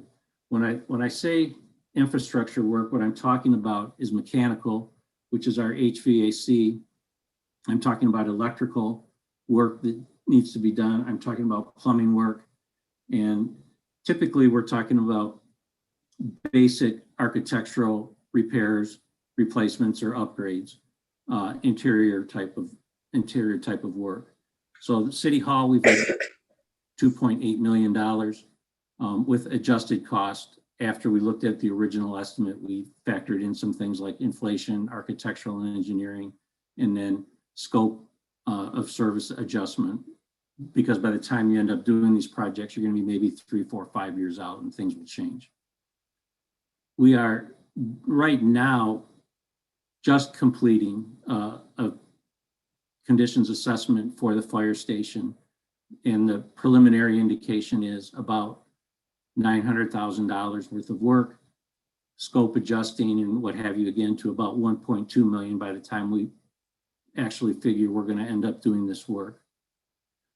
We, again, just completed an assessment of all of our roofs for all of our government buildings, and we're identifying close to 1.9 million in government buildings roofing work that needs to be completed in the next 5 years, adjusting it out to about knocking on the door of 2.5 million. Library, luckily right now we're planning to be opening bids, and the close to $1 million, $1,094,000 has been identified in the library funds, and that work is sort of in the schedule to be completed over the next, perhaps the remainder of this fiscal year and into next fiscal year. Valley Court Community Center, again, a 2019 identification of projects, getting us to a little bit over $250,000. The East Lansing Hannah Community Center, about $4 million worth of government buildings, infrastructure related work. And I just talked briefly about where we're at with Orchard Street Pump House. I think we're down to maybe some window repair that we're going to need to be working into the schedule. We wanted to bring this information to City Council just so that you were aware of some things that we're going to be faced with over the course of the next few years. A couple of things that I thought I would talk about, obviously with the old BWL building, we've identified almost $500,000 worth of work, but one of the questions that we may be faced with in the next 3 to 5 years is, do we actually even want to do that work? Okay, is completely renovating and repairing that old BWL building something that is a high enough priority for us to actually do? Or do we want to do something completely different? Or if you want my recommendation, I would suggest that perhaps the old BWL building comes out, and maybe we Tim, don't. can I interrupt you for just a second? Sure. The BWL building that you're referring to, is that the building that is in Valley Court Park, the small standalone building on the west side of the park? Yes. Okay. Thank I just you. wanted to make sure I was picturing the right building. Thank you. Yeah, Go ahead. great. That's all. So do we even need that building, right? So that's perhaps a question that we pose. There's been conversations around the future of the Valley Court Community Center. Obviously, the Valley Court Community Center is an important component as it houses our Helping Hands Respite Care program, which is formerly the LAP program. And before that, we housed our adult alpha program for folks for adult day services that we had. And perhaps there needs to be a conversation around what we might want to do with that particular building at some point in the course of the next 3 to 5 years. Again, there's been conversation around perhaps raising that building at some point in the future, perhaps repurposing it for development. I think one consideration for both that old BWL building as well as the Valley Court Community Center is if those facilities were raised and all we did was kept that as parkland, we'd be capturing some parkland, which is desperately needed in our downtown and core area of the community. But that's, of course, conversations that are not on the horizon tonight or tomorrow, or perhaps even in the next 3 or 4 months, but perhaps on the horizon over the course of the next couple, 2 or 3 years. So those are some things that we wanted to make sure that City Council was aware that we're going to have some things that we're going to have to deal with respect to our government buildings. So that was basically what I have this evening on that particular topic. I'd like to just jump in for a second because we've had to strip out some of our capital things that we had hoped to do out of the general fund in order to provide a budget that was largely obviously balanced. Our plan is to go back when we get the federal money for the American Rescue Plan and have a conversation about priorities, and then come back to council and look at what number of these priorities make that list in terms of funding for the next year. Those necessarily would not be funded by the American Recovery Plan because the infrastructure there is supposed to be focused on water, sewer, and broadband. But there may be areas where we're replacing existing revenue, where that existing revenue would then be in turn used for some infrastructure projects or something like that. So there are options we have, and that's part of our plan, is to not go without these infrastructure projects. As Tim said, some of them can simply be perhaps maybe not done because you make policy decisions about not using the building into the future, but other ones we certainly want to be reinvesting in. So with that, we will be bringing some of these back, hopefully in the near future, for further discussion. That was all. Thank you. Thanks, George. Does anybody have any questions for Tom or Tim in regards to the capital improvement projections?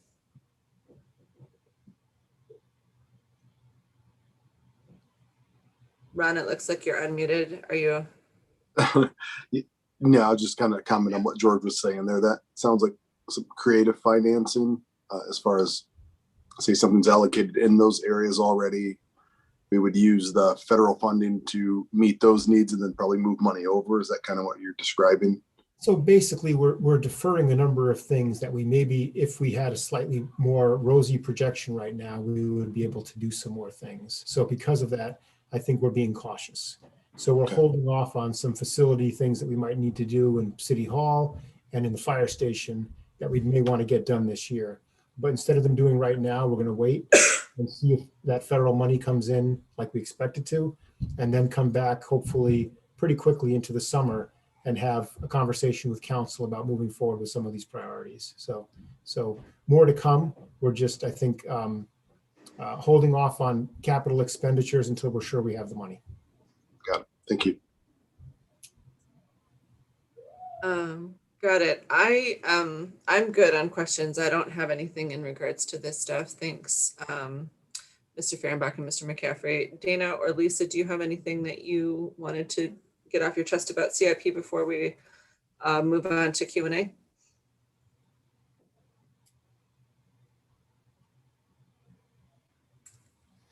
Okay. Yeah.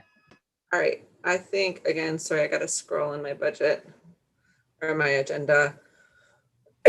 All right. Well, thanks for sharing that with us.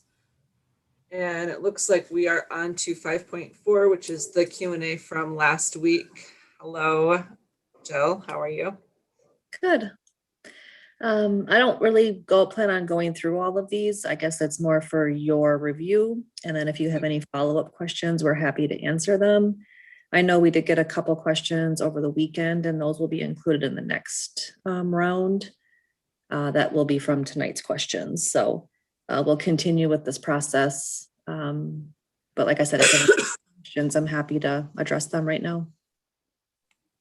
And I guess if there's any new questions that have come up that people want to have addressed in this section next time, this would be a good time to bring them up as well. I have not had any new burning budgetary questions, so I will see if any other council member wants to chime in.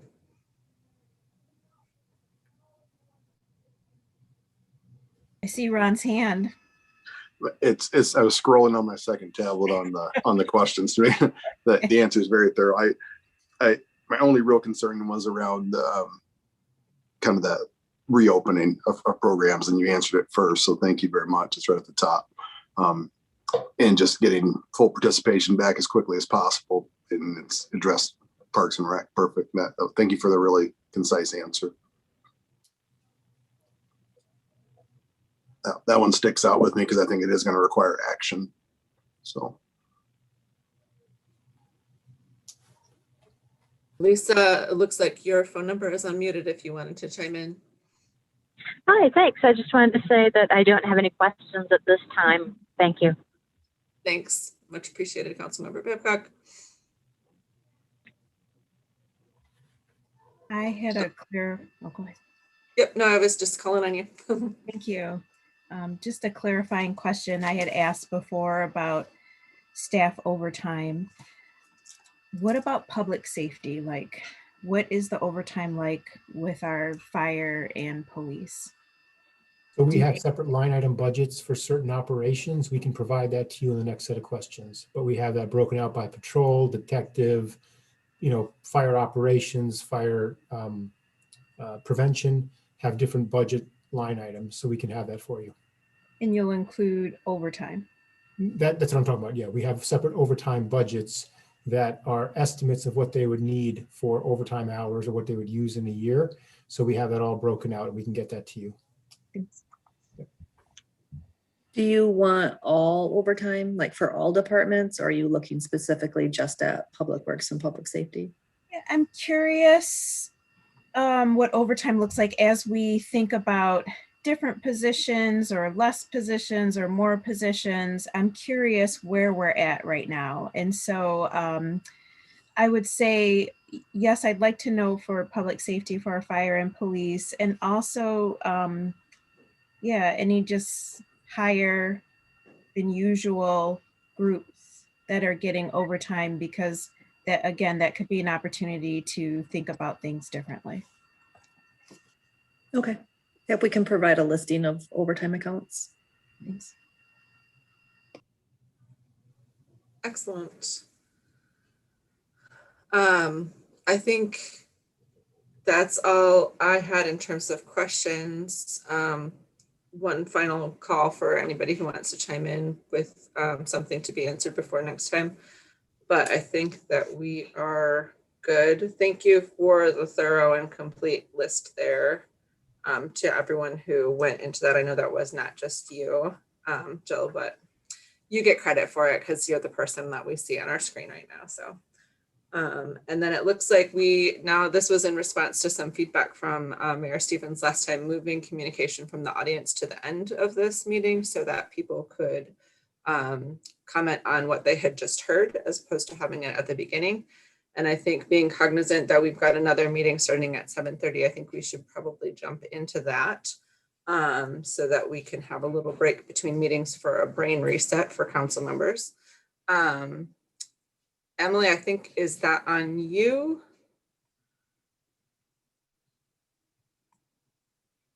Yep, we're to the public comment. So we only have one caller on the line.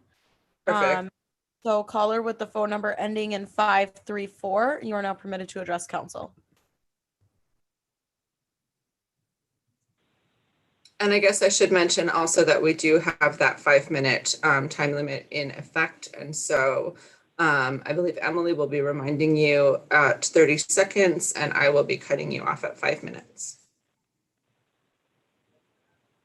Hi, this is Ann Hill, 685 Buteo.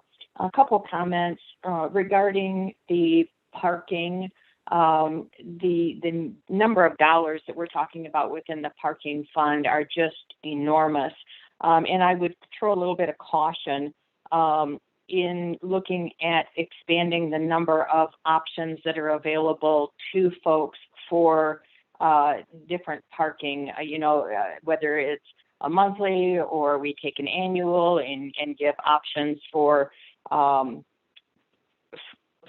the ease of everyone. And the reason for my saying that is as we look to increase those opportunities or options for the community, the other thing we're doing with that is that we're increasing the costs of administering that program.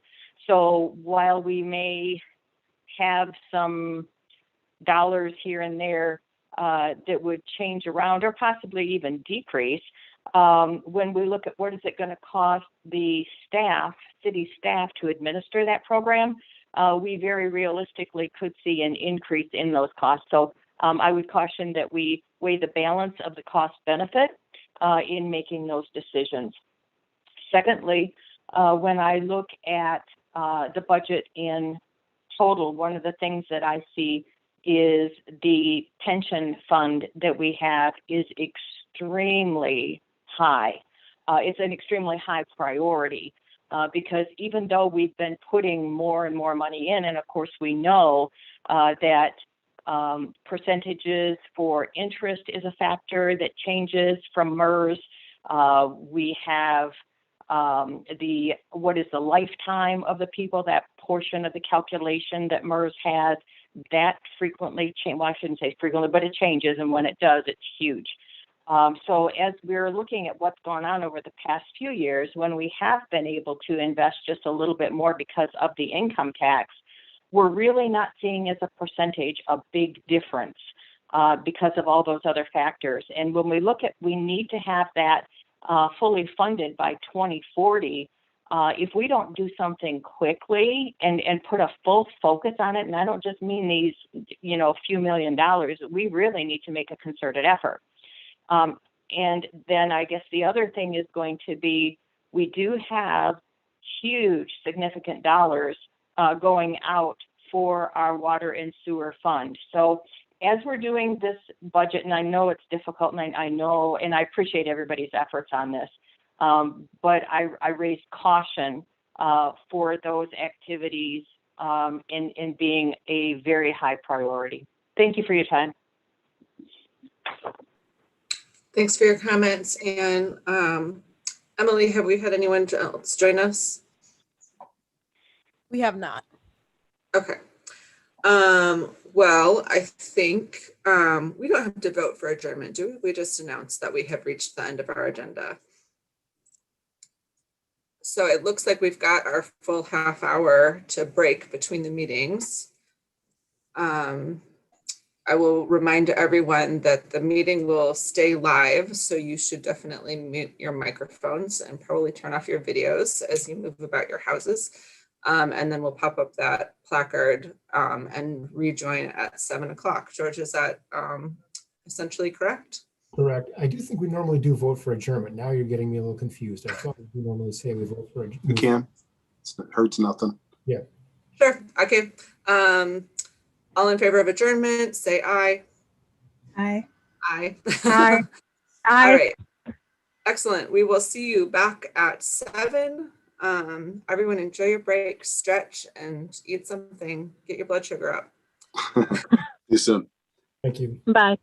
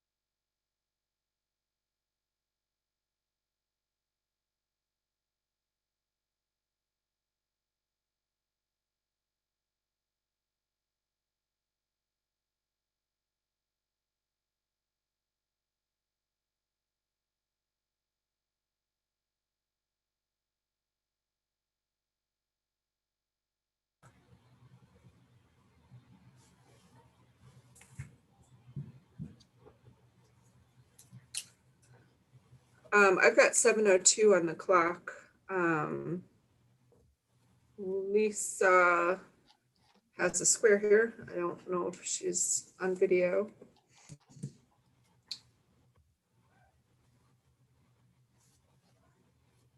But I think we can convene since we've got 3 council members present. Emily is, hi Lisa, nice to see you. Emily, we're already live, is that correct? That's correct. Yep, we're good to go. Okay. So I think we can convene this discussion only meeting of the city council.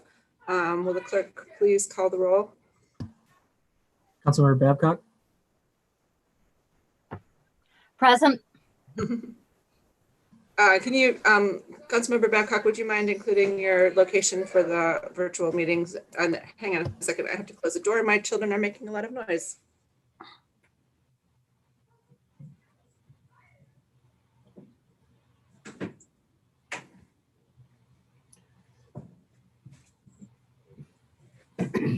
Okay, sorry about that. Let's start over. Yep, sorry. How quickly we forget. Lisa Babcock attending virtually from East Lansing, County of Ingham, State of Michigan. Perfect. Councilmember Bacon, Present, attending virtually, East Lansing, Michigan, Clinton County. Councilmember Watson, Here attending virtually East Lansing, Michigan, East Ingham County. Mayor Pro Tem Greg, I'm here attending from East Lansing in Ingham County, Michigan. People who are just joining us for the discussion only meeting will probably notice that Mayor Stevens is not with us tonight. He is not feeling well, so I am filling in for him. So far things are running smoothly, so we will just keep that rolling. Do I have a motion to approve the agenda? Motion to second. Moved by Councilmember Bacon, seconded by Councilmember Babcock. Is that what I just saw? Perfect. Okay. All in favor say aye. Aye. Aye. There's no one to be opposed because we all voted yes. Communication from the audience. And I will mention that we do have a 5-minute rule in effect.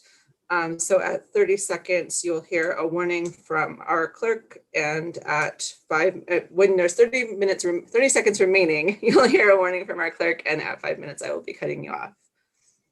Emily, do we have any attendees?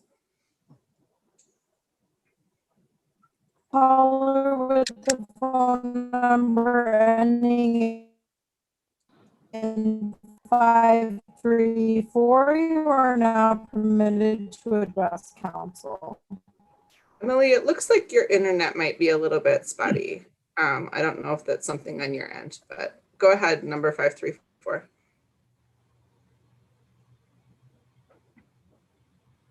I'm sorry, is it working now? It's much better now. Yes, thank you. Okay. Hi, this is Ann Hill at 685 Buteo. I'd like to comment tonight on the housing study presentation information included in the agenda packet. The results of the study appear to me to be more of a marketing study that attempts to group residents into cutely named buckets of behavior rather than what I had understood the purpose of the study to be, which is to assist in helping determine need and approval of development projects. My basis for reaching that intended purpose is as follows. At the February 25th, 2019 council meeting, then Council Member Meadows stated that, quote, he thought that it was necessary to get our housing study done before we approved this, end quote. He was referring to the core spaces project on the agenda that night. May 8th, 2019, Planning Commission meeting, then Planning Commission Vice Chair Boyle requested staff obtain data on existing and new rental properties surrounding East Lansing as large developments had emerged along the western, northern, and eastern borders of the city. And it was questioned whether there was a student housing bubble developing. She stated that, quote, we also need to ask what impact further large developments may have on the other housing available in the city, end quote. Then Planning Commissioner Dana Watson voiced concern about the availability of affordable housing in East Lansing, stating that most rental housing is not appropriate for families. November 19th, 2019 council meeting. a draft request for qualifications and proposals housing study was presented to council.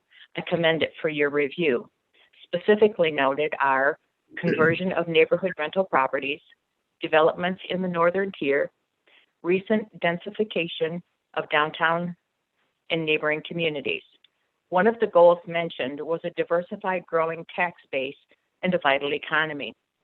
I'm very interested in seeing the details of this item, as from my own personal research into the equity of property taxes in the city, it seems to me that owner-occupied residential properties are consistently carrying more and more of the overall burden of funding the city expenses through property taxes, while large developers enjoy years or even decades of tax increment financing or TIF benefits, and some of the larger holders of residential rental housing in the Bailey, Chesterfield, Oakwood, and downtown areas manage to find ways for $0 to $1 quitclaim and warranty deed transactions to be filed that evade the uncapping of taxable value to meet the assessed value, thereby avoiding any increase or uncapping due to the transaction, and they thus pay lower property taxes.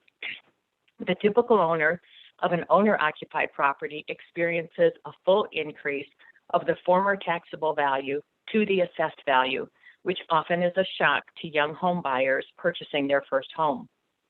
On May 19th, 2020, then Mayor Pro Tem Stevens stated he was interested in leasing trends, vacancy rates, breaking of leases, and the like. Ms. Irwin mentioned at that meeting that when she started work with the city, staff conducted their own housing studies. She also stated that there were concerns about keeping city employees in her department in their jobs as they were not able to go out and do inspections due to the pandemic restrictions. So perhaps the work of those employees was temporarily restructured so that or redirected so that they were doing portions of the housing study in-house rather than outsourcing it to a third party. Again, perhaps I missed this information in the study that was presented, or perhaps the city staff is working on this information and it's yet to be presented. Regardless, it's information that I'm very much looking forward to seeing. Thank you for your time and attention. Thank you. Appreciate your comments, Anne. Emily, do we have anybody else on the line? Yes, absolutely. We caller with the phone number ending in 963. You are now permitted to address council. Hi, this is Alice Traeger. Before I get to what I'm calling about, I would note that written communications seems to be missing from tonight's agendas, so I'm not sure what's up with that. Last night, Eli hosted a brainstorming session of readers who wanted to participate in a conversation about ways that the city could increase revenues and decrease costs, with the goal of trying to come up with some helpful suggestions for you all on how to think about the city's financial problems. And it was made a lot easier for me to answer questions thanks to the really clear presentations made by Jill Feldposh and her staff, so I wanted to thank them. They're also really great about answering questions that are complicated in ways that I can generally understand, and if I don't understand it, a follow-up gets me a clearer answer that I'm more able to understand, so I really appreciate that. This council has not much institutional history, and the previous council came in largely at a moment of recognition of the level of the city's financial crisis. The financial health team was formed, the income tax was put to the voters and failed, the income tax was put to the voters again and passed. And I feel like you all don't understand the level of financial crisis faced by our city regardless of the pandemic. The pandemic is not the cause of the crisis, it's exacerbated the crisis.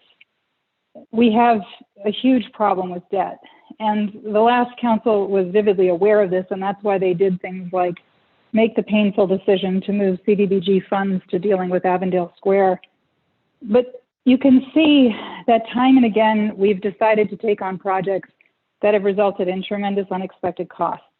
Avondale Square was supposed to be basically a wash in terms of funding. It's ended up costing the taxpayers $5 million. The Hannah Community Center, when the voters agreed to pass a millage to pay for the rehabilitation of the that school and make it a community center. The expectation was that it would basically pay for itself through programming. And for complicated reasons, the third floor was not finished as it was supposed to be. And that building, last time I looked, is costing about $600,000 a year, not counting when we have a pandemic, when the programming is closed. But these are all small items compared to the pension.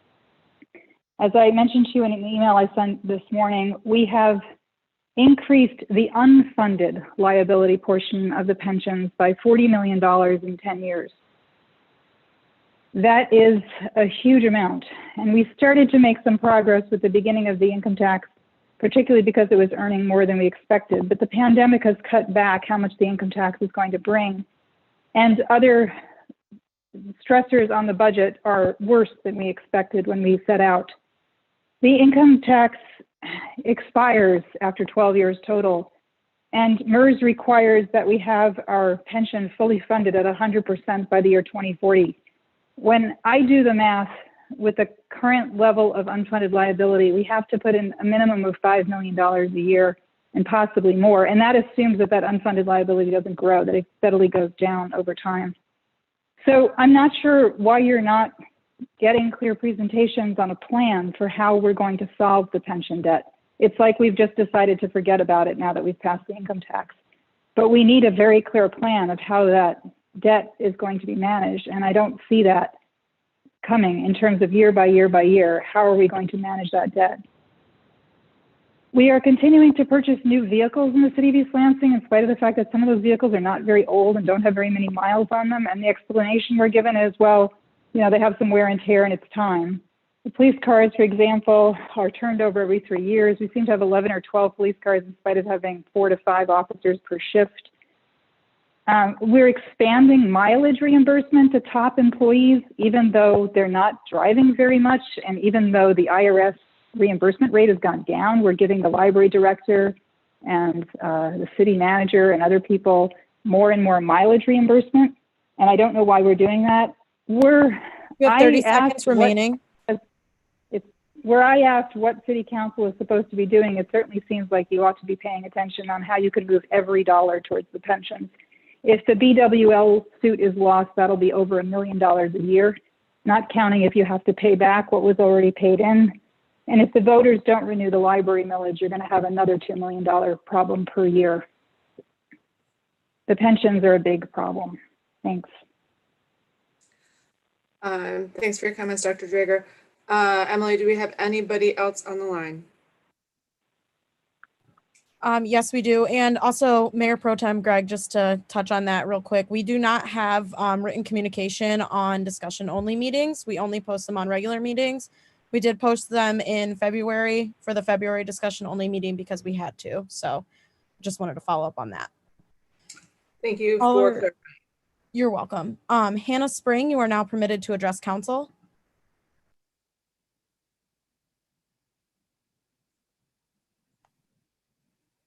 Can you hear me, council?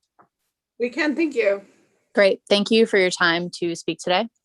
I greatly appreciate this opportunity to discuss how I believe you all can further help our local communities to be healthier, stronger, safer, and more connected to each other and the earth. So there is a growing movement nationally and within Michigan and East Lansing that supports the decriminalization of plant medicines and sacred substances. These plants have been respected as safe and sacred medicine for millennia throughout the world and by many traditions in America. The natural tools of healing of which I speak that are currently criminalized include, but are not limited to, psilocybin containing mushrooms, mescaline containing cacti, the root of iboga, and cathinone containing flowers like cat.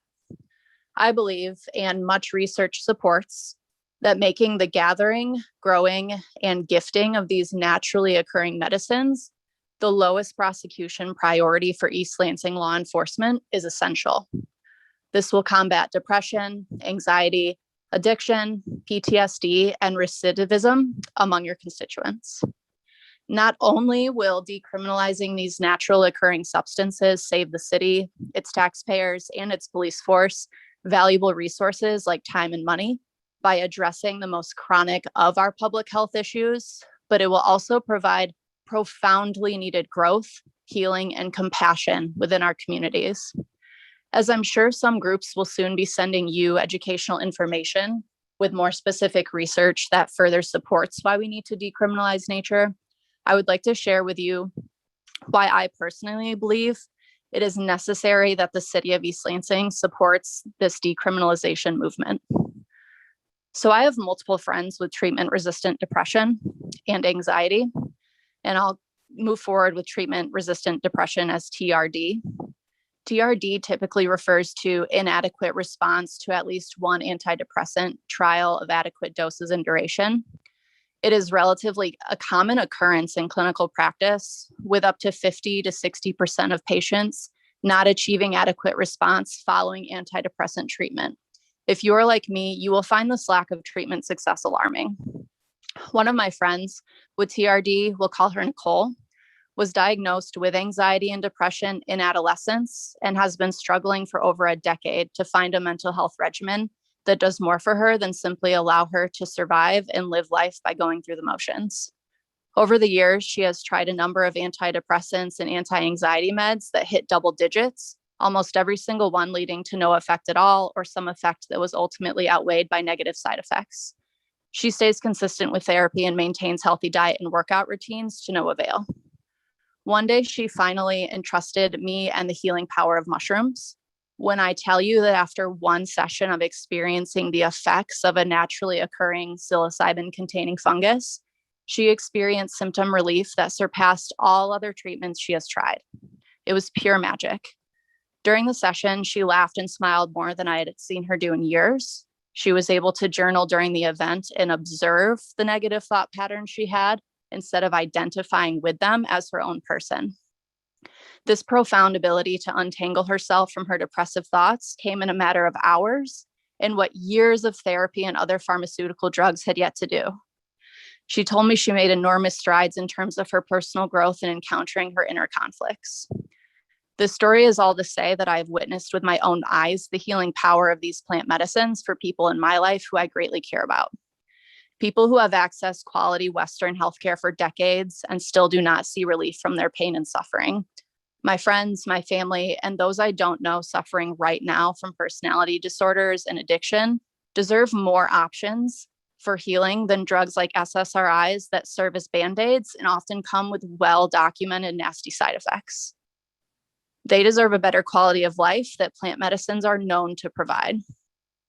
I implore you to consider and to educate yourselves on decriminalizing plant medicine in East Lansing, so that our communities can reconnect with nature, with themselves, and with healthier ways of living without the fear of persecution. I believe that we all deserve this kind of bodily autonomy and cognitive liberty, especially in the fallout of the collective trauma that is a global pandemic. Thank you for your time to speak with you today on this. Thank you for your comments, Ms. Spring. Emily, next caller.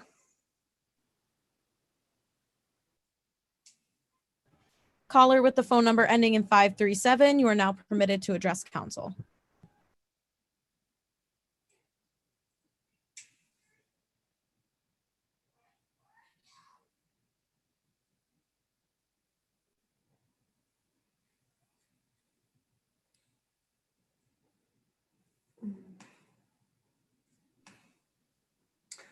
Caller 537, you appear to be muted. If you hit *6 on your phone, that might give you the opportunity to speak with us.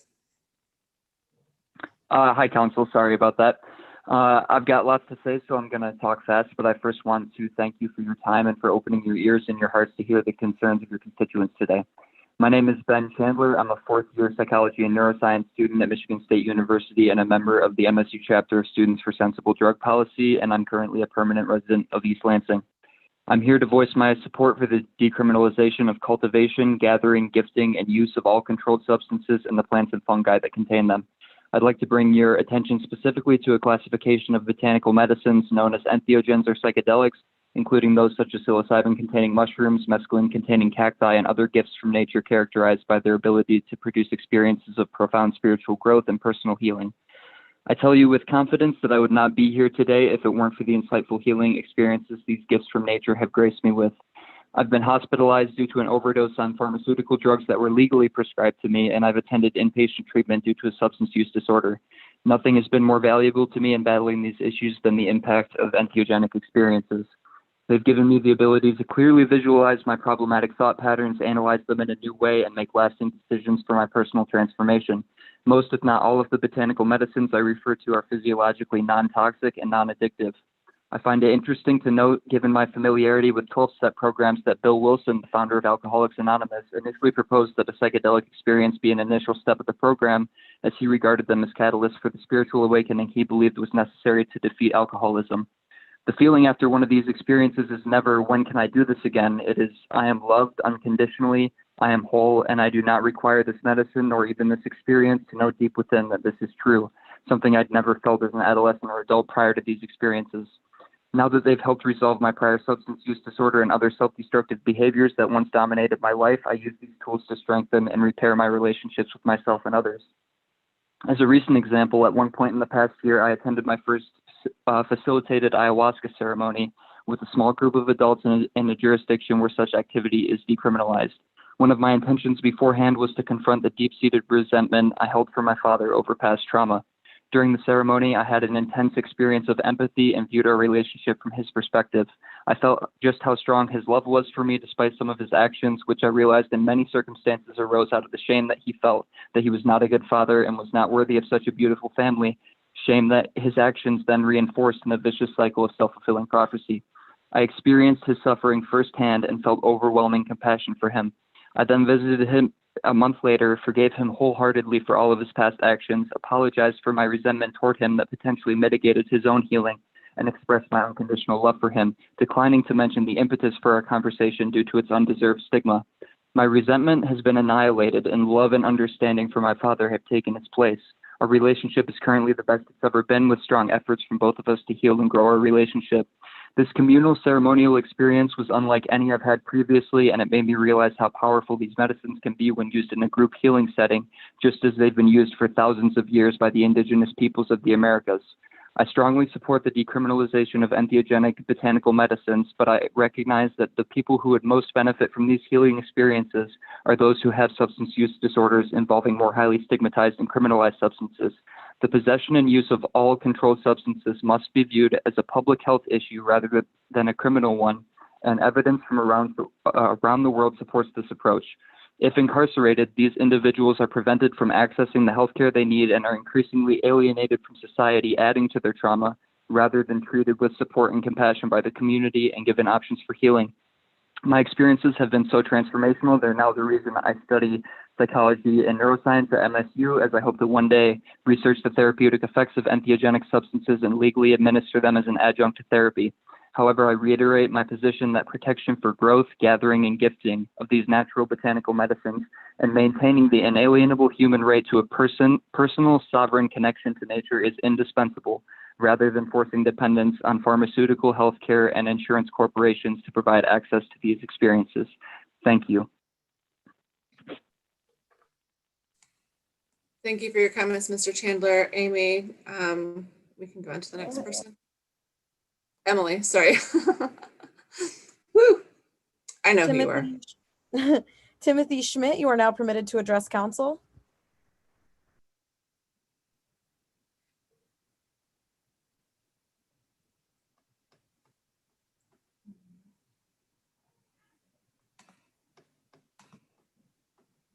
Mr. Schmidt, you appear to be muted. If you hit *6, that might give you the option to address us.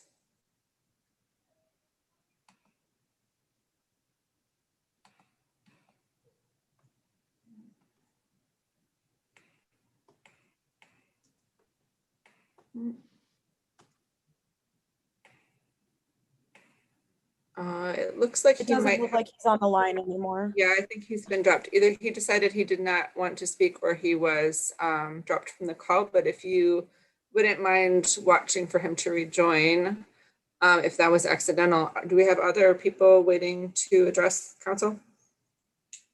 Those are all the callers we have on the line. All right, Mr. Schmidt, if you were dropped accidentally and you rejoin, we will try to accommodate you. Let me just, sorry, my agenda went to sleep. Okay, if that's everything that we've got from the audience, we can move on to comments from council members.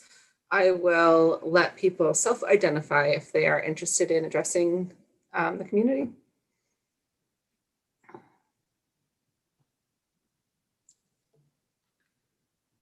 I had a comment. Yes, Councilmember Watson. Hi. I just wanted to uplift that April is Earth Month, and April 22nd is Earth Day. And a lot of us maybe are thinking about gardening or thinking about what our yards are going to look like. And I wanted to point out the City of East Lansing on their website talks about ways, if you're trying to create environments that deter deer, they talk about ways that you can do that, and plants that you can plant in those efforts, or plants that deers might love. And I just wanted to encourage people, if they haven't, to check out that part of the website. And if deer are bothersome for you and your property, to maybe take a look at that and consider some different landscaping. Thank you, Councilmember Watson. Lisa Babcock, I see you've got your hand up. So well behaved. What have you got on your mind? Well, thank you, Councilmember Watson. You beat me to it. I don't know, maybe you've been at Meyer lately too. People have been asking me about planting and deer. And so I actually have the webpage queued up because I was going to mention the same thing. So it's cityofeastlansing.com/231/deer-management, or you can put deer in the search bar on cityofeastlansing.com. So I guess we're all thinking the same thing. Now, if somebody could find a way to deal with the squirrels, I'd be much obliged. On a more serious note, I have read with a lot of distress and disappointment the comments from the study committee about its inability to get information, or its frustration with a recent survey that the city commissioned. So I would just like to remind us all that commissions seated by the city council are effectively the city council. And at the city council level, we make policy. We make good policy, we make bad policy, we correct ourselves, but we make policy and it is enforced by the city. I have it on very good authority that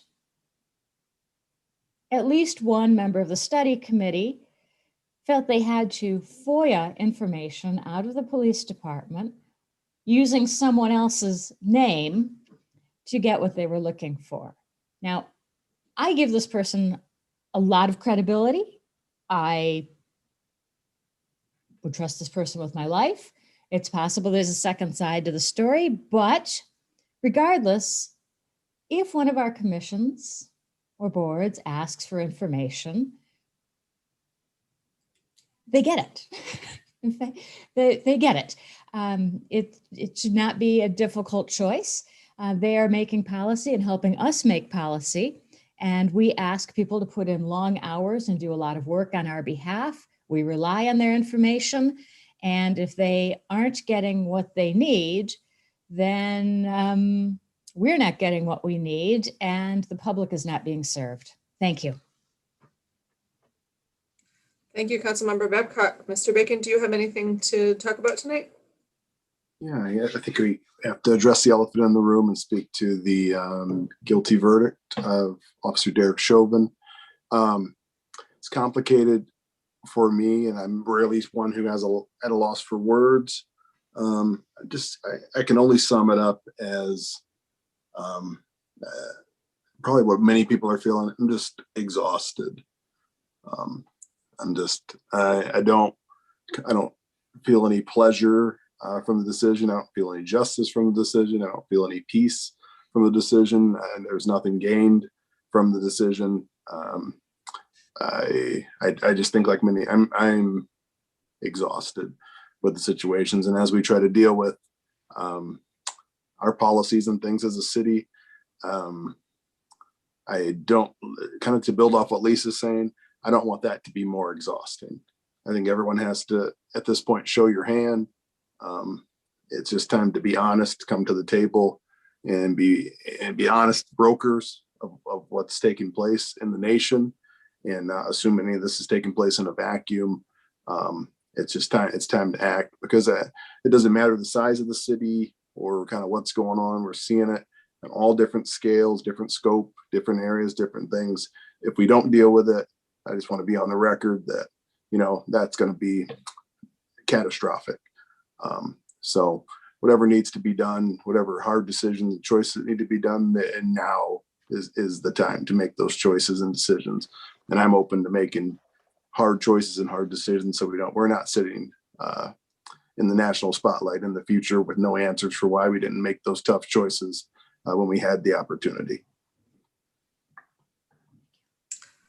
Thank you, Councilmember Bacon. You saved me from having to talk about it, but I am going to talk about it anyway. I think I was holding a lot of personal anxiety about the jury's verdict in the Chauvin trial, and I, similarly to Councilmember Bacon, I do not feel a great sense of relief with the guilty verdict being returned. I think that it is a small scrap of sanity in what has felt like a very insane time, but I don't feel relieved. I do think that it is another important milestone on this nation's journey to correct our relationship with our policing. I think that we have passed the point where law enforcement is viewed in terms of war on crime, war on drugs. And I think that we are returning, or maybe returning for the first time. I think historically speaking, policing has talked a lot about community safety, but I don't think it has really addressed community in a way that really does increase safety, other than in very specific incidents of extreme violence, such as, gunmen and criminals.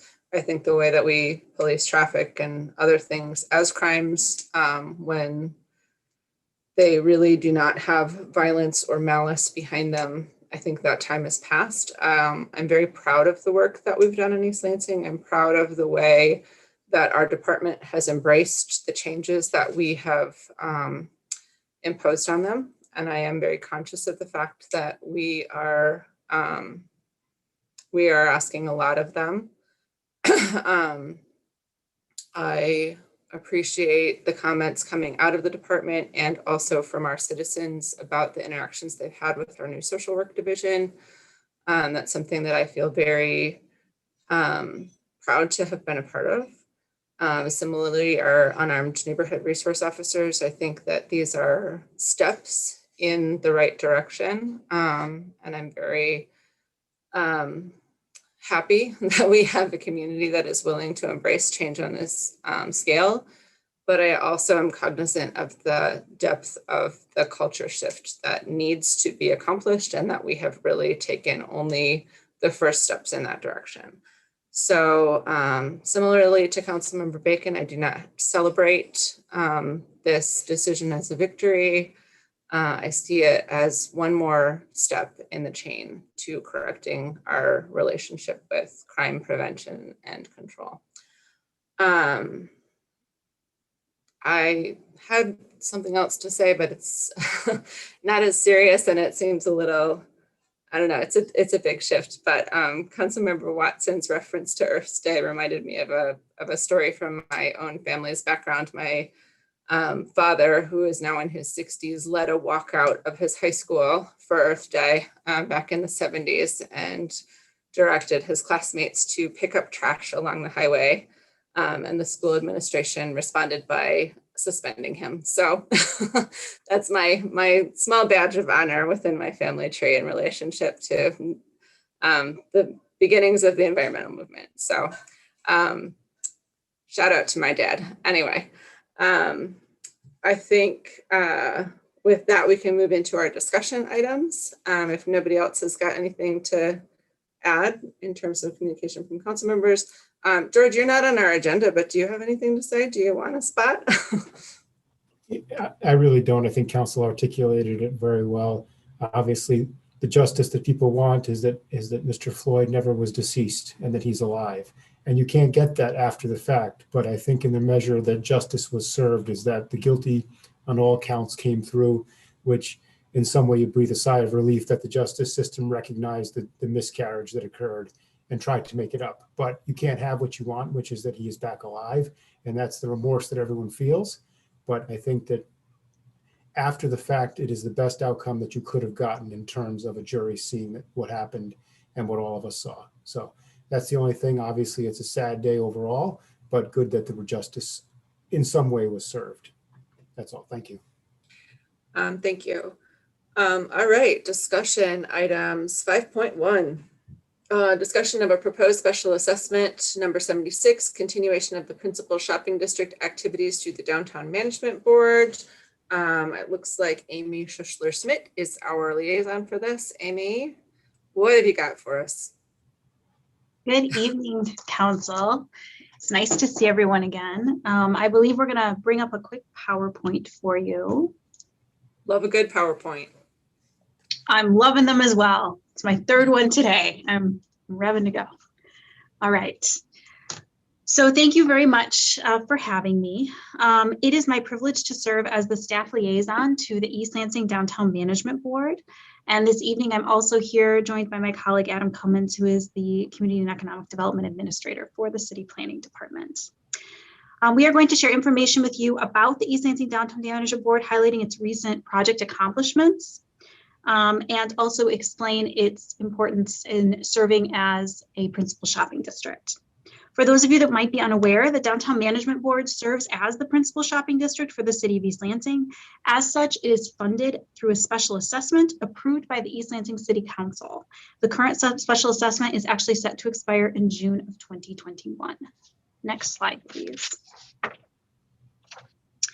The Downtown Management Board, or DMB, as we love our acronyms, promotes East Lansing's downtown through a variety of efforts, including branding, marketing, business relations, maintenance, parking, and event planning.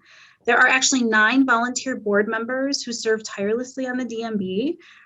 Of those 9, 6 persons either own or represent downtown businesses. 2 persons serve as liaisons to both the Downtown Management Board and the Downtown Development Authority, and 1 is a neighborhood liaison. The East Lansing Downtown Management Board was actually formed in 1997 by the East Lansing City Council and has been working hard for the past 24 years to represent downtown businesses, attract residents and visitors into the downtown, as well as form partnerships to improve maintenance and parking. Next slide, please. Currently, the Downtown Management Board includes 8 city blocks, and you will see the map here before you. It includes businesses in sort of the 300 block of West Grand River all the way down to the 600 block of East Grand River.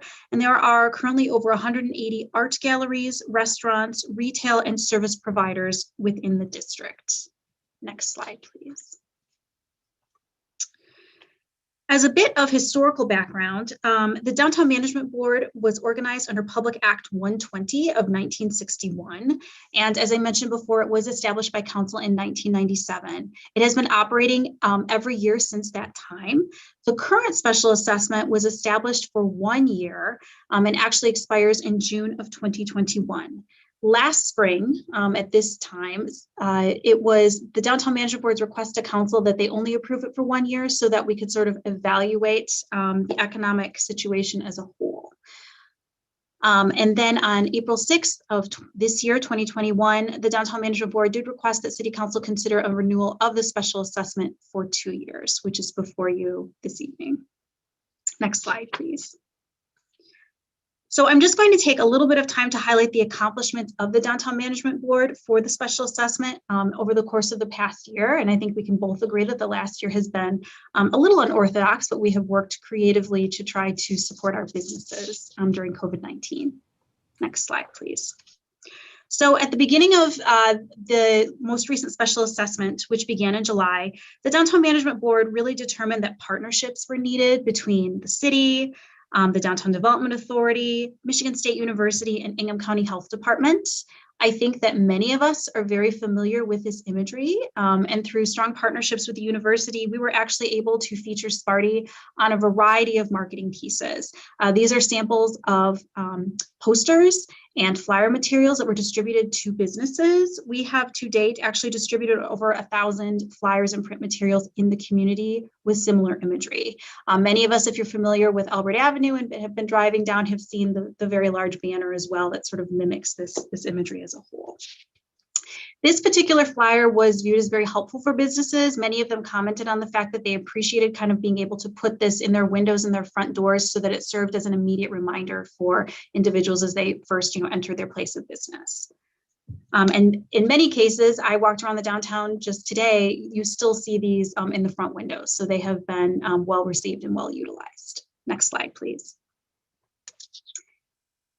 At that time, staff also recognized that business information needed to be easy and accessible digitally. So as such, program updates have been made nearly weekly on the Downtown EL webpage. We also feature and have a Downtown East Lansing Facebook and Instagram page, as well as Twitter. In addition, an Explore Downtown East Lansing app was created featuring an interactive map, business directory, events such as the TikTok challenge, and business features. So in the lower right-hand corner, you will see a copy of the most recent Explore Downtown East Lansing app for individuals. And I'd just like to take a minute to personally thank the city's communications team. Michael Fry, Quinn Alexander, and Archie Foote worked tirelessly with the Downtown Management Board to help make sure our digital media platforms, press releases, and general information is updated and effectively communicated through the community. So we could not do this without them. I just wanted to recognize all of their efforts. Next slide, please. Through the tremendous efforts of staff, the DMB was also able to partner with the Downtown Development Authority and enter into a partnership with a professional public relations firm, Piper & Gold. Our campaign lasted approximately 12 weeks, and the firm assisted in creating and implementing a media relations campaign. This was really focused on gathering information from the DMB and downtown businesses about perhaps COVID-related packages, specials, any promotions that the businesses wanted highlighted, generating stories, sending out press releases, and then placing messaging on all Downtown East Lansing social media platforms. You will see on this slide some examples of both social media pieces that were highlighted, as well as some individual news coverage that was achieved. This partnership began in October and ended in December. I will highlight the accomplishments in just a moment. Next slide, please. So I think that I speak for everyone when I say that the Downtown Management Board was pretty hopeful, as was the rest of the country, in the fall that we might be able to do some outdoor events, but we really decided to try to creatively host something. So in October, we did determine, obviously, not to host an in-person trick-or-treating event, but instead to try to highlight fun Halloween activities online. And so for the first time, we hosted a Great Pumpkin Walk photo contest. East Lansing residents were encouraged to highlight themselves, their animal friends and family, family members and children in costumes and creatively highlighting pumpkins. You will see the first and second place winners highlighted on this screen. Those individuals received Visa gift cards, and honorable mentions also received Downtown East Lansing parking validations. Our first year was quite successful, and we had nearly 100 submissions, so we were pretty proud of that response. Next slide, please. Around this time, it also became very clear to the Downtown Management Board that they should once again explore a Downtown East Lansing gift card option. And through a variety of research, they determined to work with an e-gift card company called Yifty. And to help drive holiday commerce, the intent was to launch the program during the holidays. That was successful, and we were able to launch an e-gift card program in mid-December. Through that, we were also able to offer sort of a BOGO program. And so through funding through the Downtown Management Board and the Downtown Development Authority, these were extremely well received. The first round, which provided over $3,000 in sort of BOGO bucks, if you will, actually sold out in less than 48 hours. And then the second round, which was $5,000, which was funded through the Downtown Development Authority, sold out in 6 days. So we saw a tremendous response to this and are certainly looking forward to considering additional programming like this in the summer and certainly the holiday season next year. To date, over the last 4 months since its beginning, over $35,430 in e-gift cards have been sold. So we have deemed that a great success. Next slide, please. The Downtown Management Board also recognized that it wanted to still remain cheery and welcoming in the downtown during the holiday season. So we did expand our holiday decorations. You will see those highlighted in these photos. In addition to the holiday decorations that are along Grand River and in some of the side streets, they did purchase garland and bows up Abbott Road and then along Albert Avenue. The intent is that in the next fiscal year, we will sort of finalize all of the remaining cross streets so that the entire DMV district, at least in the 6 immediate blocks, will have similar decorations. In addition, the Downtown Management Board certainly highlighted all promotions that the businesses provided to us for Black Friday and Small Business Saturday. They also continue to give back. This was the 3rd year that the Downtown Management Board businesses agreed to service host locations for Toys for Tots, and 9 different businesses agreed to service those locations, and over 300 toys were donated to families in need. So we were pretty proud of that. Next slide, please. So over the course and at the completion of sort of this 12-week campaign with a variety of promotions and media outlets, we saw some tremendous responses. Through 23 original pieces, there were actually over 670,000 online views with 3 national placements, one of them being on USA Today. So we felt that that was a deemed success. Next slide, please. Most recently, the Downtown Management Board has been proud to be a sponsor and a partner in the Daytime, Nighttime, Anytime Place project, with businesses participating in various elements. So many of us are probably pretty familiar with the pop-up art exhibits. There have been 3 of those that have been highlighted throughout the downtown. Over 20 different businesses have agreed to host children's artwork in their various business locations, featuring them in window and in exhibit spaces. Currently, the most recent exhibit launched just yesterday. It is titled ELHS and MMS for East Lansing High School and McDonald Middle School, and it actually features over 120 art pieces. It is certainly been well received, and we are so thankful for our partnerships with the public and private schools that have featured children's artwork. We are certainly all pretty familiar with the East Lansing Underground Market, and downtown businesses have agreed and at various times also agreed to serve as vendors in the market as well. Next slide, please. Certainly, as within any principal shopping district, the DMV focuses its attention on parking and maintenance within the district. Caleb Sharrow, the City of East Lansing's parking administrator, actually attends the monthly Downtown Management Board meetings. We are fortunate to be able to propose or discuss new incentives for downtown merchants. Most recently, the Downtown Management Board has been highlighting businesses that offer parking validations. You can see that on your screen with various marketing materials. In addition, certainly through the Daytime, Nighttime, Anytime Place project and through City Council's approval, if any new curbside parking locations have been implemented, then we will feature those on all our social media sites as well. We have had some new businesses open within the district, even with COVID, and we've been very fortunate and happy to see them. And so we still deliver welcome packets to them. Those feature everything from, maintenance and important cheat sheets to even graffiti removal information for them.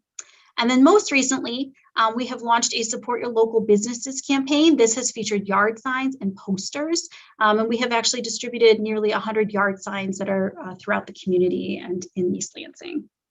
Next slide, please.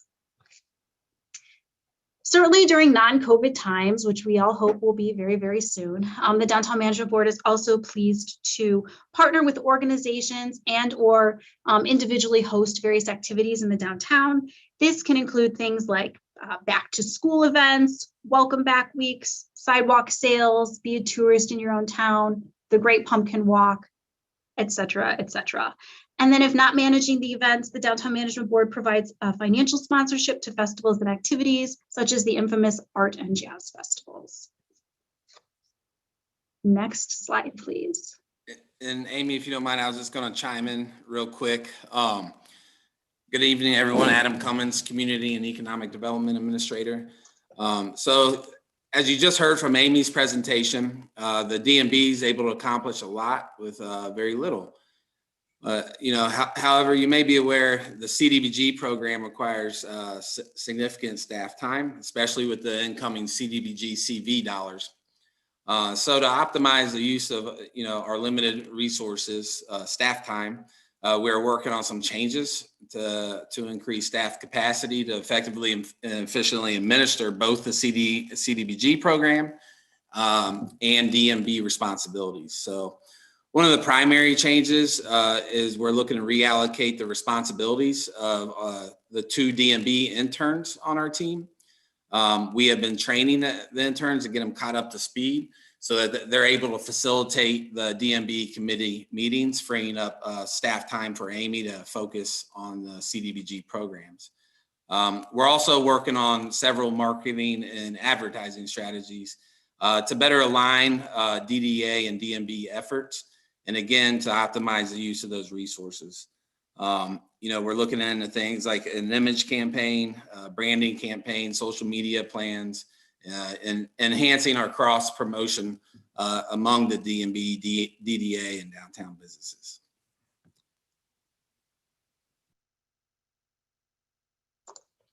Thanks, Adam. Next slide, please. So as Adam mentioned, we are certainly always looking to the future. And for City Council's consideration for this spring is the proposed renewal of the special assessment. Certainly given COVID, the Downtown Management Board feels strongly that we should just keep the special assessment at its current rate. So there is no recommendation of any increase of any sort. It is quite a modest special assessment. It is collected at 8 cents per square foot for first floor, 5 cents per square foot for the second floor, 4 cents per square foot for the basement, and 3 cents per square foot for the third floor and above. The assessment that would be considered by City Council, if it's determined to move forward, would be for 2 years, for July 1, 2021 through June 30th, 2023. And the Downtown Management Board primarily made that recommendation because they were hoping that within 2 years, we would see a bit more of economic development recovery. The special assessment is not expected to exceed $50,000, but if City Council is willing to move forward, we would have a more secure number during the April 27th meeting. Next slide, please. Before you is the proposed budget.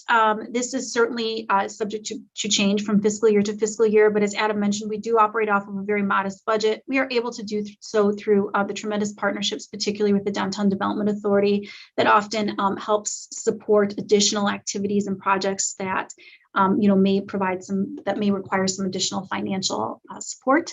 But through the proposed $54,555, you will see that the vast majority of that does go towards contract services, marketing, business relations activities, and then community events. Next slide, please. The proposed benefits of the special assessment are certainly that it provides over 500 hours of staff and volunteer time, specifically assigned to downtown projects, activities, and events. Each year, the Downtown Management Board does work through and implement annual marketing plans. And certainly, as has been mentioned before, it would continue to improve and enhance business relations, maintenance, and parking in the downtown. Next slide, please. So for your consideration this evening, if City Council agrees to move forward, what you would see is a resolution to receive and file Special Assessment 76 through the continuation of the principal shopping district and declaring the project a public necessity. That would be placed on the April 27th consent agenda. In addition, City Council would schedule 2 public hearings for May 11th and May 25th for consideration of the special assessment. This would provide both property owners and any member really of the general public to weigh in and share their thoughts on the proposed special assessment. The special assessment is tentatively scheduled to be considered for approval on May 25th, following that final public hearing. And that concludes my presentation this evening, and I'm happy to answer any questions anyone has.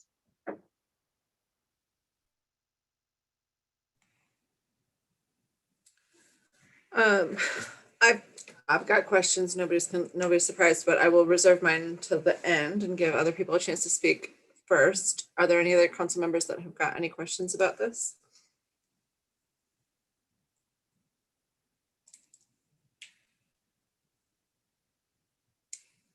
Looking silent. Okay. I guess I should probably say that I serve on that board on the DMB, so I'm pretty knowledgeable about this issue. But Amy, can you remind me how long the assessment has been at the rate that it currently is? The assessment has been at its current rate for all 24 years. It has never been increased since 1997. Okay. So I think, it's slightly painful to me to assess anything against our businesses right now, but this really is very, very moderate. And I think this is, Amy, it's assessed as part of the property taxes, so it's assessed against property owners, correct? That is correct. The last time it was a little under 100 property owners that received the assessment, and it is part of the summer tax bill.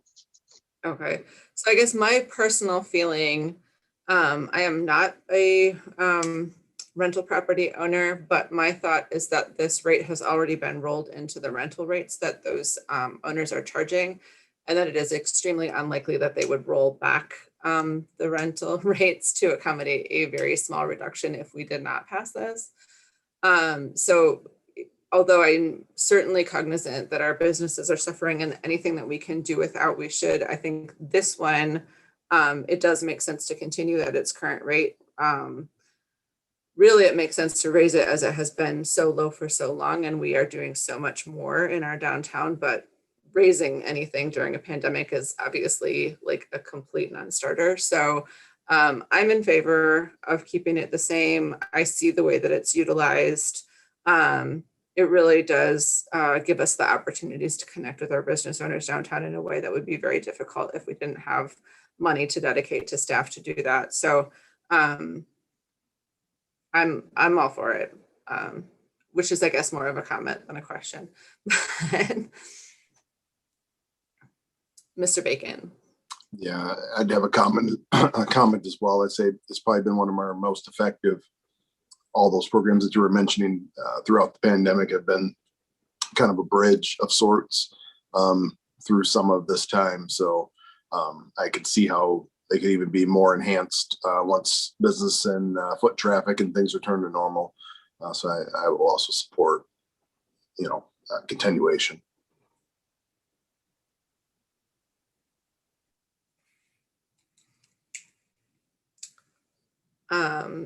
Councilmember Babcock or Councilmember Watson, I don't want to move on without giving you a chance to talk. I'm just curious hearing that the rates haven't changed in 24 years. What it would look like if it was raised by a penny for each one. Like, how much more would that be? I don't have that number before me, but I would be happy to work with the assessor and gather that if that is something that council would like to see presented to them. I'm happy to get that information for you. I think, Amy, if memory serves, we had an increase set to go into, and I don't even think it was a whole cent. I think it was like a part of a cent. I don't know. I can't remember, but then obviously Corona hit and that was not going to happen. But I think Councilmember Watson, there was some very good supporting documentation in the DMB agendas of that time of what that assessment increase would do. So Amy, that might be a quick place to start to just pull that from last year. I'm guessing it was probably either January or February because it was pre-March because it was before the pandemic. So anyway. Certainly. Yep. I'm happy to look at that and see what that would look like. I think we were considering, and don't quote me on this, it was like a 3 cent or 5 cents increase. It was very modest. Again, it wasn't like dollars, it was cents. I do recall that. Obviously, I do not have a clear memory of that because I said partial cents, which again surprises no one. All right. I think if there's no other questions or comments, again, apologies for this cough. It's not COVID, it is allergies. And I'm trying to keep myself on mute so that you don't have to hear me hacking. But anyway, I think we are done with discussion item 5.1. We can move on to 5.2, introduction of the housing study. Thank you. Good evening again, Mayor Pro Tem and Council. So as you're certainly aware, after an initial pause due to the COVID pandemic, staff has been working with Land Use USA, led by Sharon Woods, to produce a comprehensive housing study to provide key data and insights that will inform the discussion and community engagement in the efforts to plan for the future of housing in East Lansing. Staff expects to release the initial draft of the entire study this week, and that will be part of next week's council agenda. And we'll have a review of the draft and a discussion of next steps at your meeting next Tuesday on the 27th. At that point, we'll focus on the data and we'll begin to ideate the follow-up items, identify where council may want to dive deeper into the data, discuss future actions and questions ultimately for subsequent conversations and investigation by certainly the Planning Commission and the Housing Commission, as well as other stakeholders. And this will ultimately lead us to discussing priorities and policies for really I would anticipate quite a few discussions around that. So this is really the beginning of this effort. And at this moment tonight, prior to really the discussion beginning in earnest next week, we wanted to take the opportunity to acquaint you with our consultant, Sharon, you see here, learn a little bit more about her background and her experience, and allow her to essentially set the stage for next week by explaining her methodology and walking you through her approach to this important study. We have attached an appendix of the draft study, and this is really to help add context to the conversation tonight. And then ultimately next week, we'll begin sort of the real deep dive into the data and begin in earnest. So with that, I'd love to introduce Sharon Woods and pass it over to her. Thank you, Tom. Can everyone hear me okay? Awesome. Thank you for your time this evening. As Tom mentioned, this is just a kind of a preamble, an introduction to a longer discussion that I hope to have with you next week, same Tuesday evening, same time. So one of the things that I wanted to do was to share a little bit of my background. It so happens that I live and reside and work in Langsburg, which is just 20 minutes north of you. And I've always dreamed, I've been here for 20 years, I've always dreamed about doing a project for the city of East Lansing. And I draw the lucky card with Tom this year, and he retained me. I want to explain that I'm not a Michigan native. I'm actually from Minneapolis. I was born and raised in Minneapolis, went to undergraduate school in Wisconsin, graduate school in Ohio, went back to Minneapolis, worked for Target Corporation doing site selection and location analysis for 3.5 years. Went to Cincinnati, Ohio, where I worked for Federated and Macy's for 8.5 years before I came back up to Michigan to work for Sears Holdings and Kmart. At that time, we were trying to save Kmart. And I couldn't do it alone. I ended up also working for General Motors at the Renaissance Center in downtown Detroit. So I've lived in downtown Minneapolis, born and raised in downtown Minneapolis, actually not too far, within walking distance for a young girl from Lake Street. and also lived in downtown Cincinnati and downtown Detroit. And I just happened to move to Langsburg. I wanted to live in a small city, so I ended up here in Michigan. My background, again, is in retail. You kind of picked up on it. My background is in doing market research and analysis, site selection, and sales forecasting for retail, initially for big box retailers. When I went into consulting in the year 2000, that was right when Kmart was going into bankruptcy and such. That's really when I entered consulting. I spent a couple of years doing retail market studies, particularly for downtowns. So I was being hired to do downtown market studies to identify merchants that could fill vacancies in DDA districts. And then around 2003, 2004, MSHDA, the Michigan State Housing Development Authority, invited me to start doing affordable housing studies.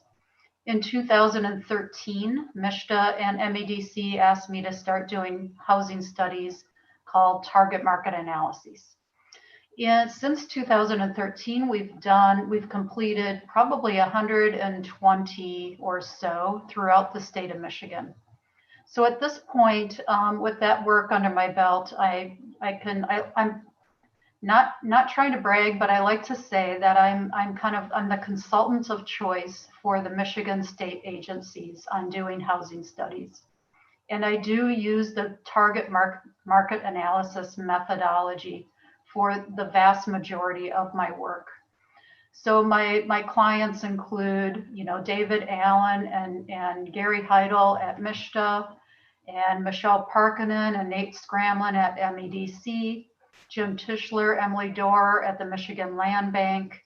Those are some of my biggest clients. And then I also do projects right now for Larry Steckelberg and the Michigan Department of Treasury. So those are some, they've kept me very, very busy. And but when I had this chance to work on this housing study for the city of East Lansing, I was also very excited to do that. So thank you for the opportunity. That's my background.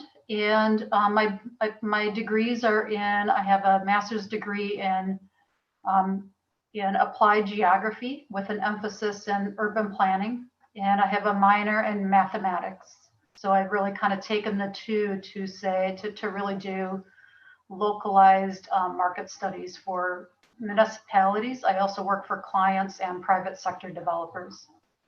So kind of a mixed bag of clients. And I just kind of wanted to offer that background so that you can understand how it just so happened that you found a consultant here in Little Langsburg, Michigan, just so close by. What I'd like to do is share my screen. The second part of my discussion this evening is to just give you a little bit of information, what your appetite on a little bit of data.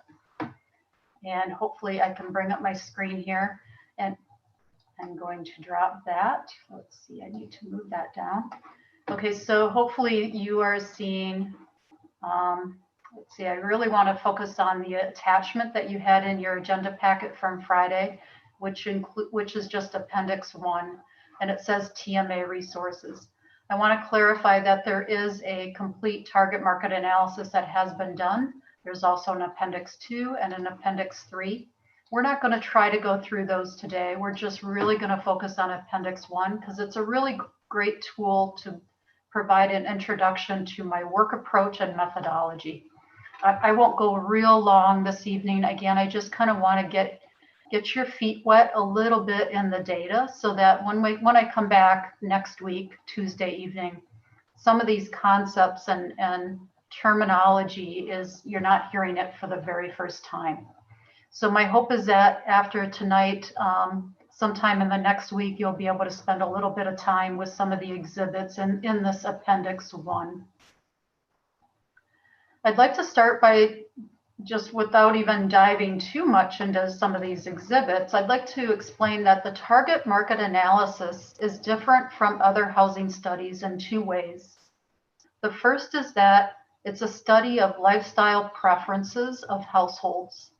So many housing studies will study just households by tenure. In other words, looking at owners versus renters and looking at their incomes and then comparing that with home values and existing contract rents and trying to figure out if there's a mismatch or a gap.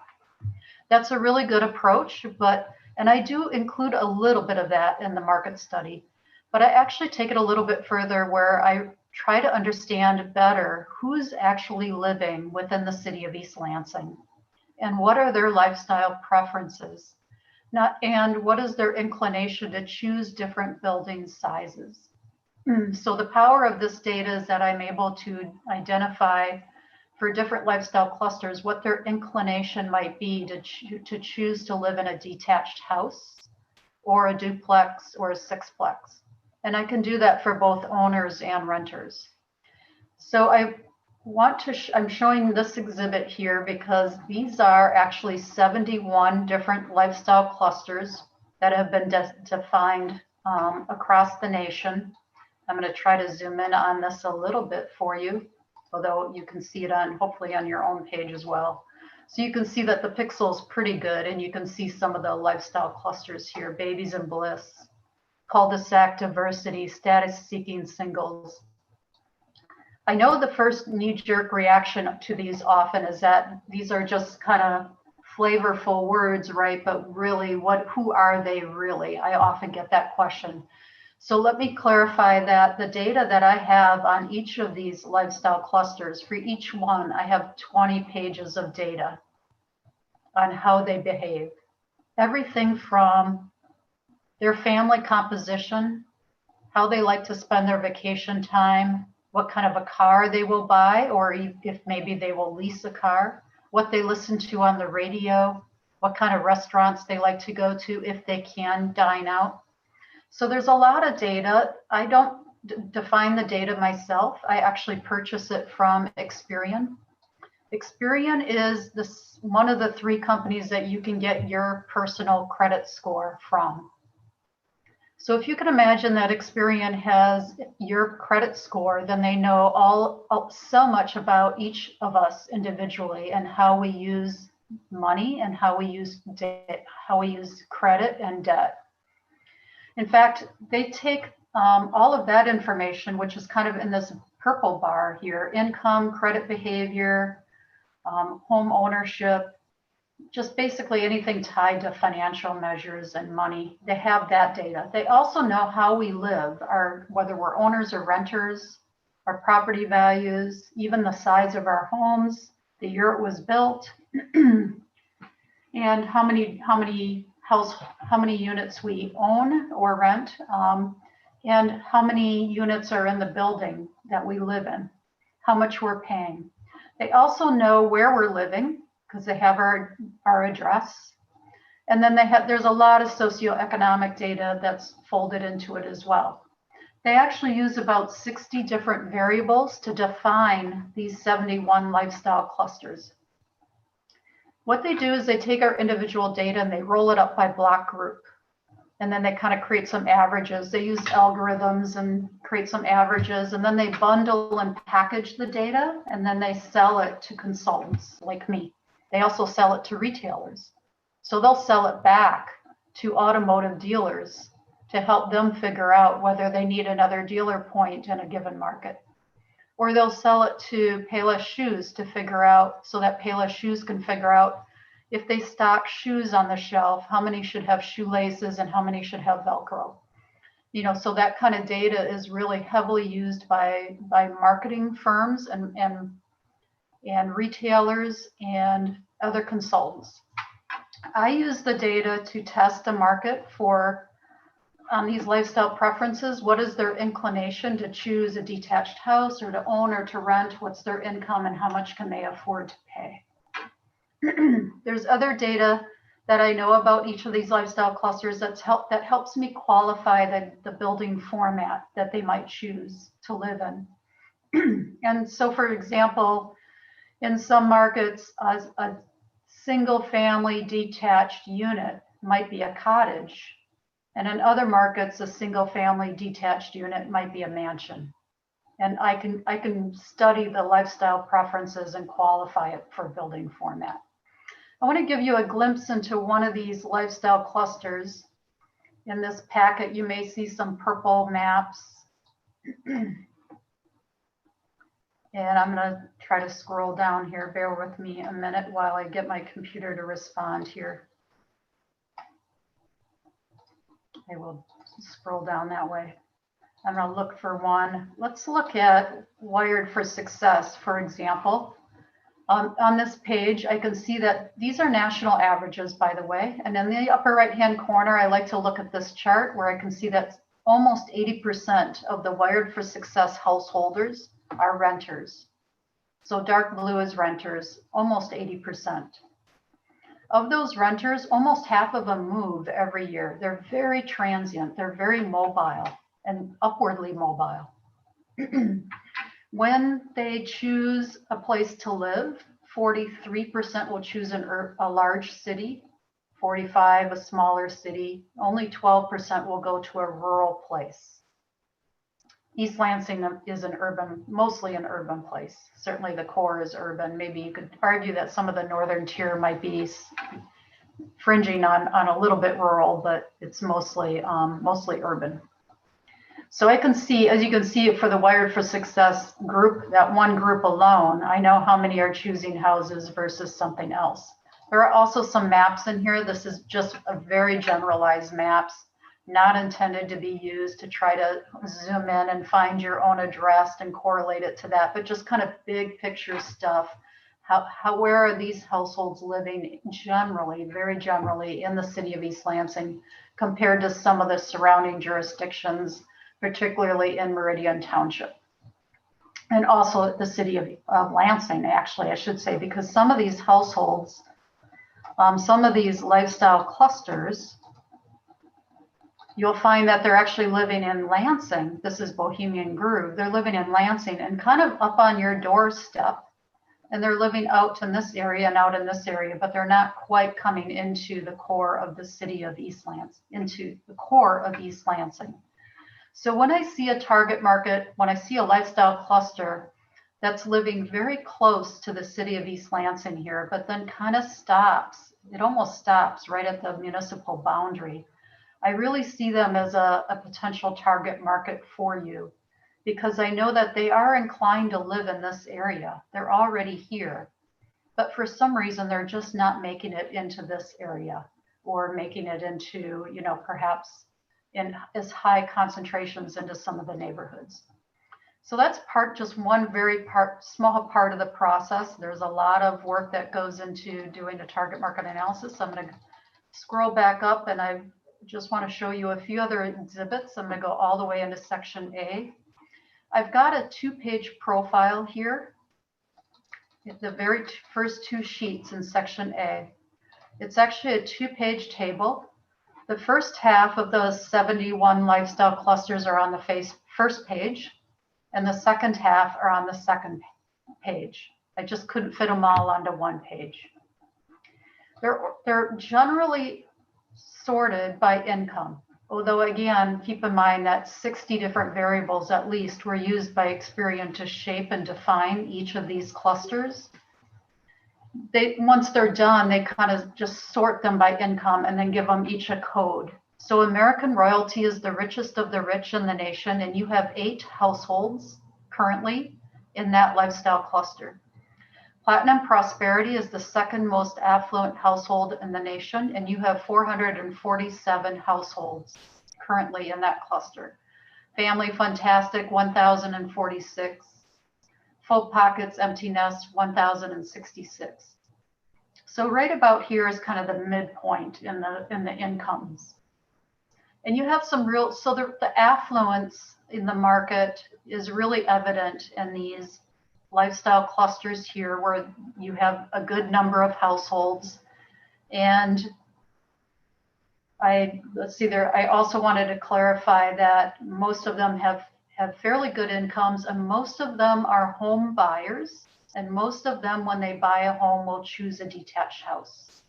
So there's a few of them in here, like the Family Fantastic. I know that some of them may be willing to choose a duplex, and status seeking singles would be willing to choose to buy a townhouse.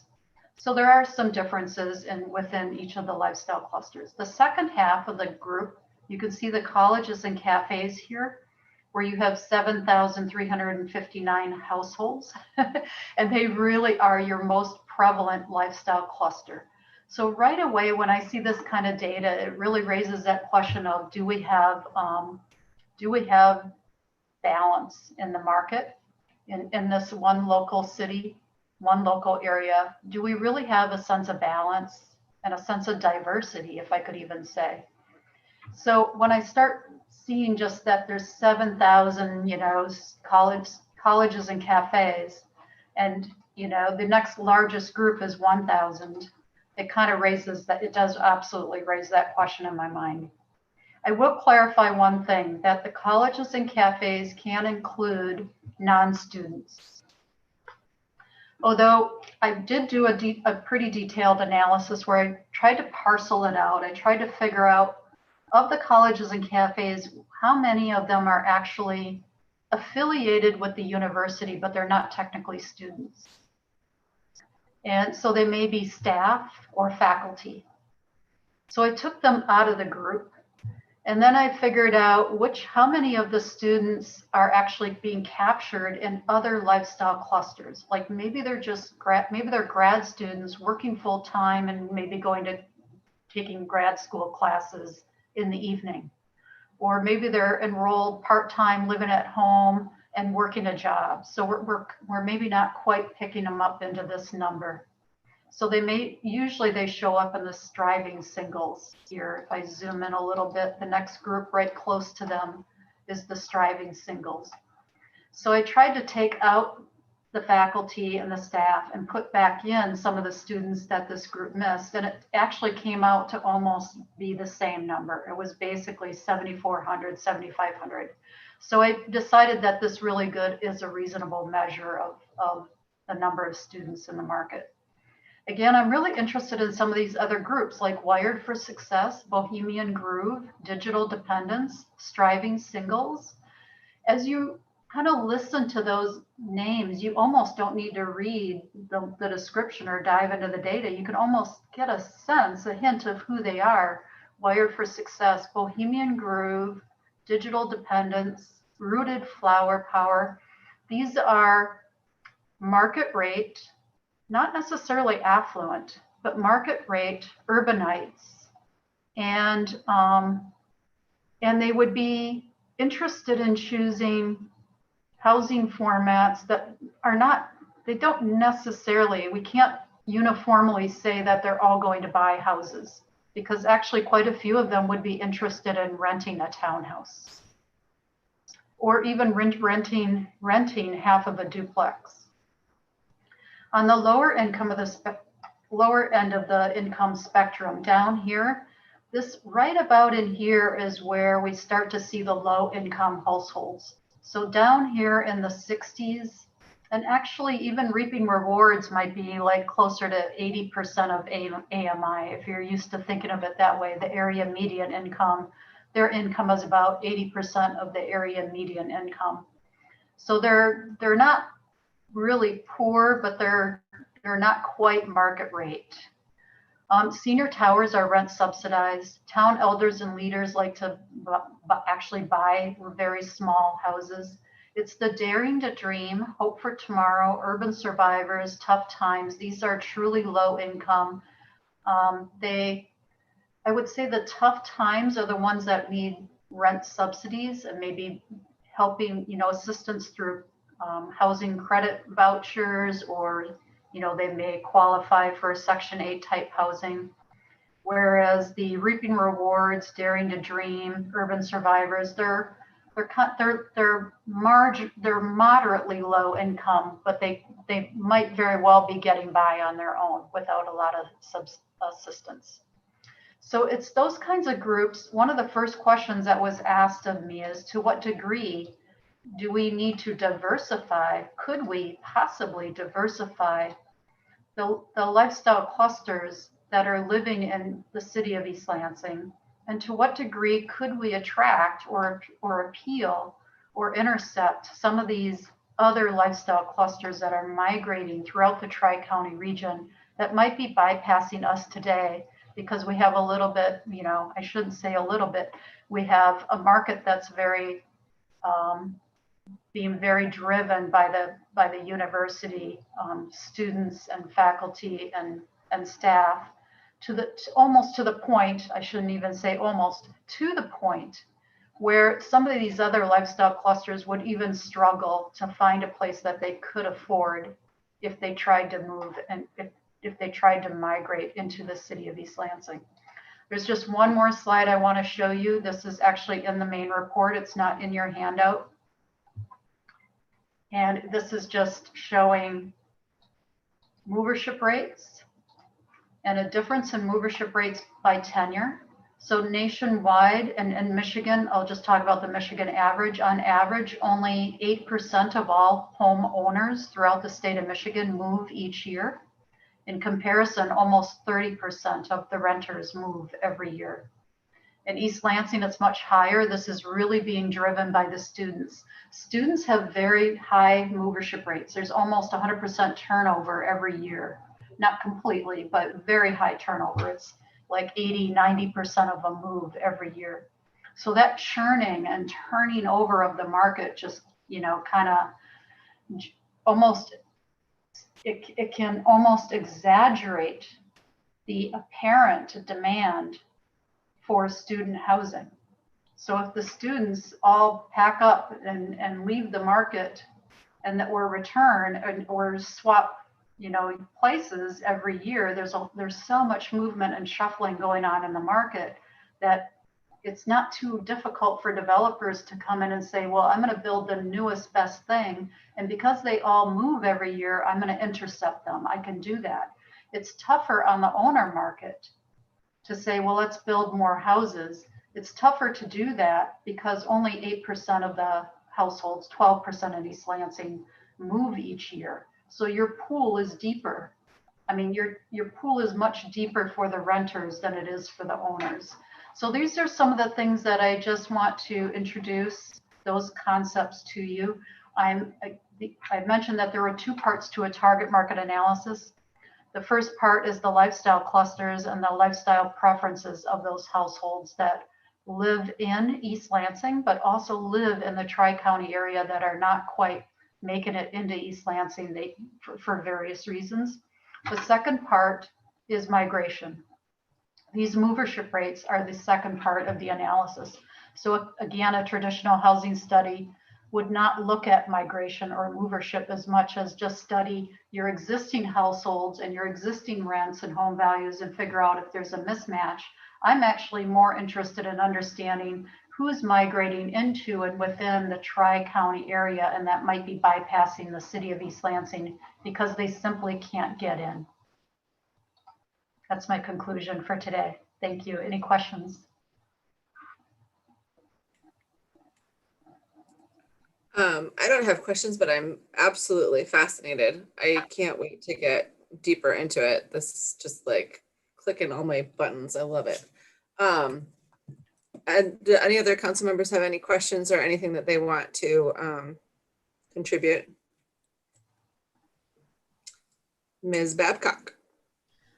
Not at this time, but I agree. It's fascinating stuff. And the first thing I tried to figure out was where I fell in. And yeah, I'm straddling two groups, and I'm kind of depressed.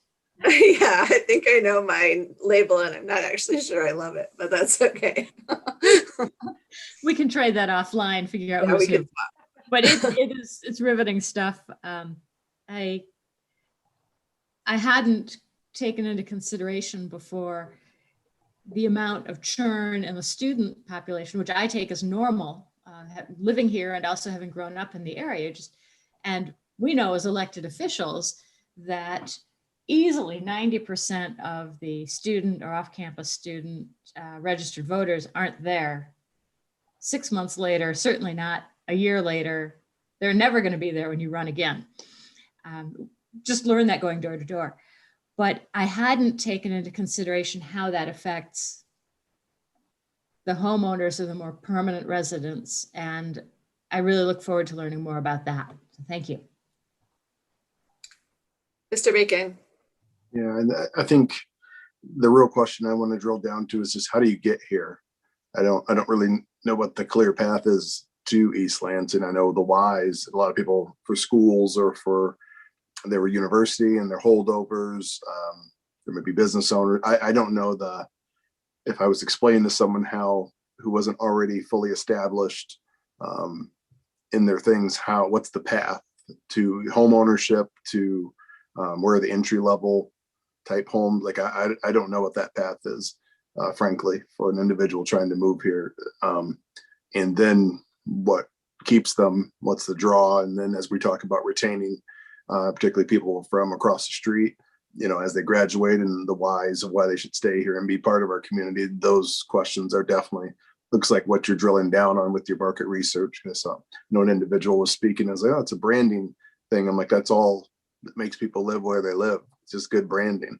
Mm-hmm. So yeah, I'm looking forward to it. It's exciting stuff. And I definitely, if we can find a way to where the point of entry is and how to explain it to individuals of how to become a part of this community, I think that'd be important. Because I know a lot of people don't know how to even enter into this process to even be a citizen of East Lansing. So thank you.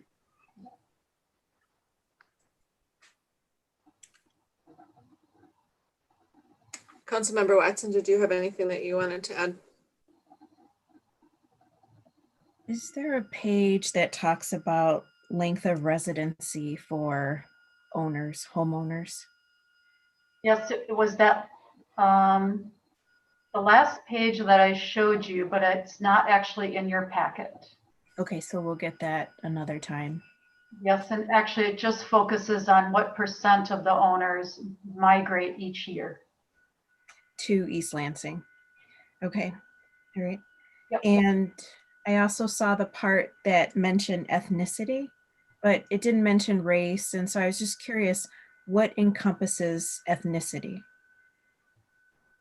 So ethnicity, which of any race, really, I'll be honest, I do not include race and ethnicity as a component to my analysis. I do not try to separate out the market potential or the gaps by race or ethnicity. I don't feel that honestly, in my work, I've contemplated the challenge many times, and I just, I know that race and ethnicity are correlated with income. And I really just made this decision to just focus the analysis on income, recognizing that there is a correlation. And we know that our Black communities are, there's inequality in terms of their incomes, and that there's, in a lot of markets, we see the inequality, and it really percolates through in terms of their income and what they can tolerate in terms of paying rents or being able to purchase a home. But I do not try to apply the market potential by race or ethnicity myself.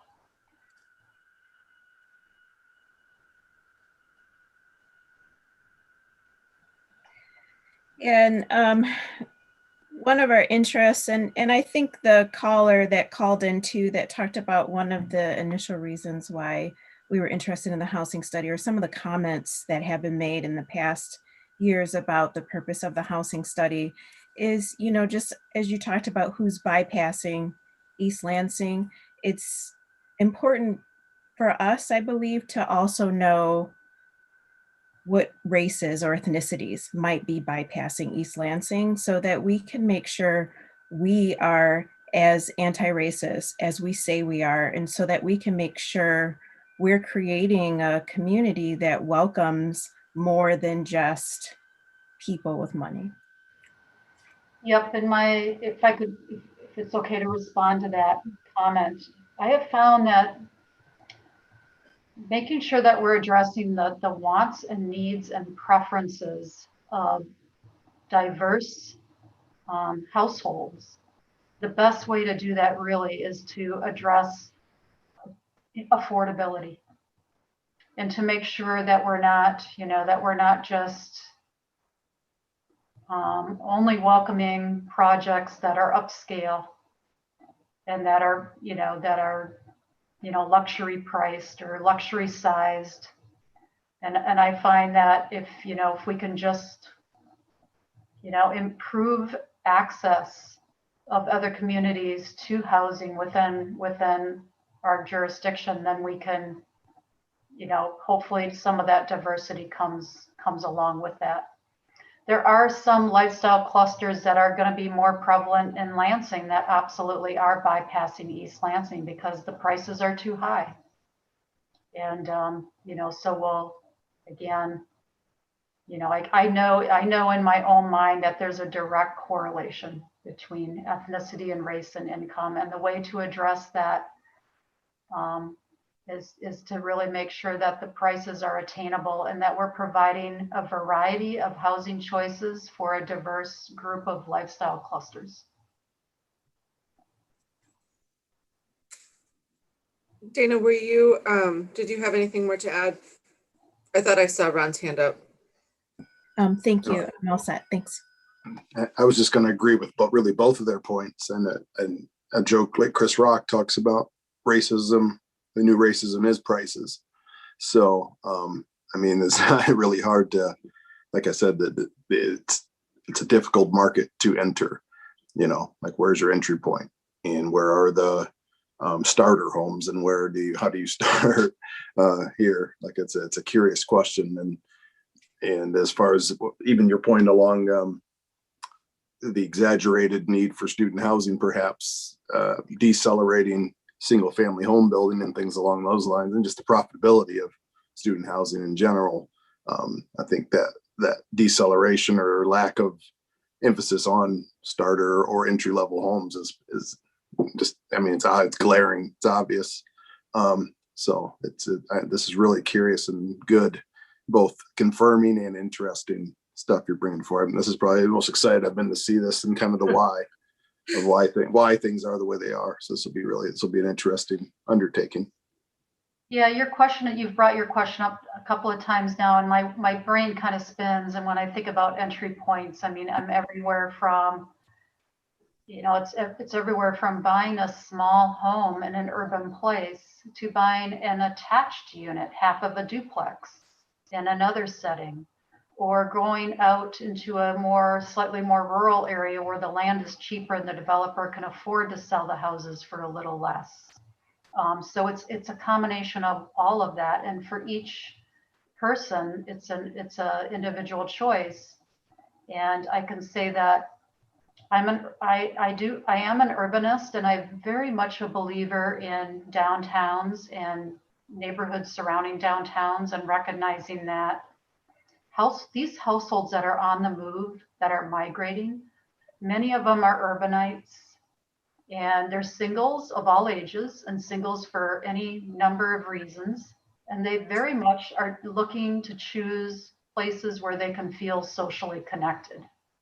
So, we could argue that in the suburbs and the fringes of the northern tier, maybe the land's cheaper and you can buy a house for less. But I'm like, yeah, but I don't feel socially connected. So I hesitate to say that. But I could say, but I could go into this wonderful 1950s established neighborhood and buy a small home here where the home values are higher overall. The land is more expensive, but I'm in a walkable urban place, and I feel socially connected to this this neighborhood that has a sense of history. So, I love to argue that point, but every person, every household is going to have their own set of preferences. And I really resist the notion that we can take any particular group or culture or race or ethnicity or community and just plug them into one place, because we know that just doesn't work and it's not fair. For the most part, since we can't change prices and things along those lines, a lot of times are influence markets. I think that begs to Dana's point. Then you have to change what defines community, access, diversity of what the community feels like, or what I always used to say, like cool. The cool factor is what allows different cultures to kind of integrate, is the best way to put it. If your area is cool, then people are cool and you kind of interact. If it's not cool, or if it's too homogeneous, people just aren't coming. So absolutely, part of cool is diversity. So I want to be in a place that's diverse and has that energy and has, where I can feel socially connected as well. So I keep saying socially connected, but I think that's the activating word here. Whenever we're looking at new projects and new places, I always ask the question, where are the amenities and the assets and the placemaking that helps the new residents feel socially connected in this place? Otherwise, how can I sell it? Thank you. Did have just one more question. Absolutely. Go ahead, Dana. Thanks. Does your information capture same-sex couples as well? So also I don't, there is no lifestyle cluster that just focuses on preference. So that is not one of the variables that shapes the lifestyle clusters. I can say that there are, some of the clusters are definitely more inclined to be singles. And some are defined as being more likely to be families versus non-families. But same-sex couples are not highlighted in the data. Thanks. And one of the reasons I also thought about mentioning that was same-sex marriage wasn't legalized till 2015 in Michigan.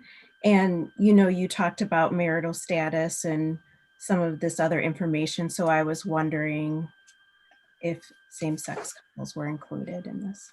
Mm-hmm. So the way that it's loaded into the lifestyle clusters is just whether they're singles for any reason. And that's why I say single for any reason.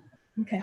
Because to try to break down this notion, I ask people to pause and think that not everybody's single because they're divorced. many people are single because they're sole survivors, or they're starting over, or they chose not to get married, or they couldn't get married. Thank you.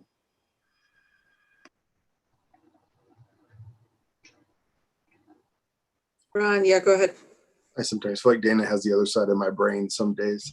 I always do have interest in same-sex couples just because, just economically being in, I'm a salesperson, a brander as well, and just think I know the value of, having sometimes two incomes, high earners, no children, yada, yada. It's like one of the most valuable clusters that you people want, builders, owners, that kind of thing. So it is a really attractive group to have in your marketplace, period. So I like Dana's perspective, and I'm looking at it just kind of from the other side of it. It's we love you here, and definitely want to make a marketplace and a friendly place that's attractive to same-sex couples and all couples and all lifestyle choices. So it's a win-win in every single way. So it can definitely show up in the income data again. A lot of these variables just get correlated with other data. So you're absolutely right that if there's two wage earners, although still it could be one wage earner and one homemaker, that still absolutely could be the case. But more often than not, we see two wage earners, and it shows up that way in the incomes.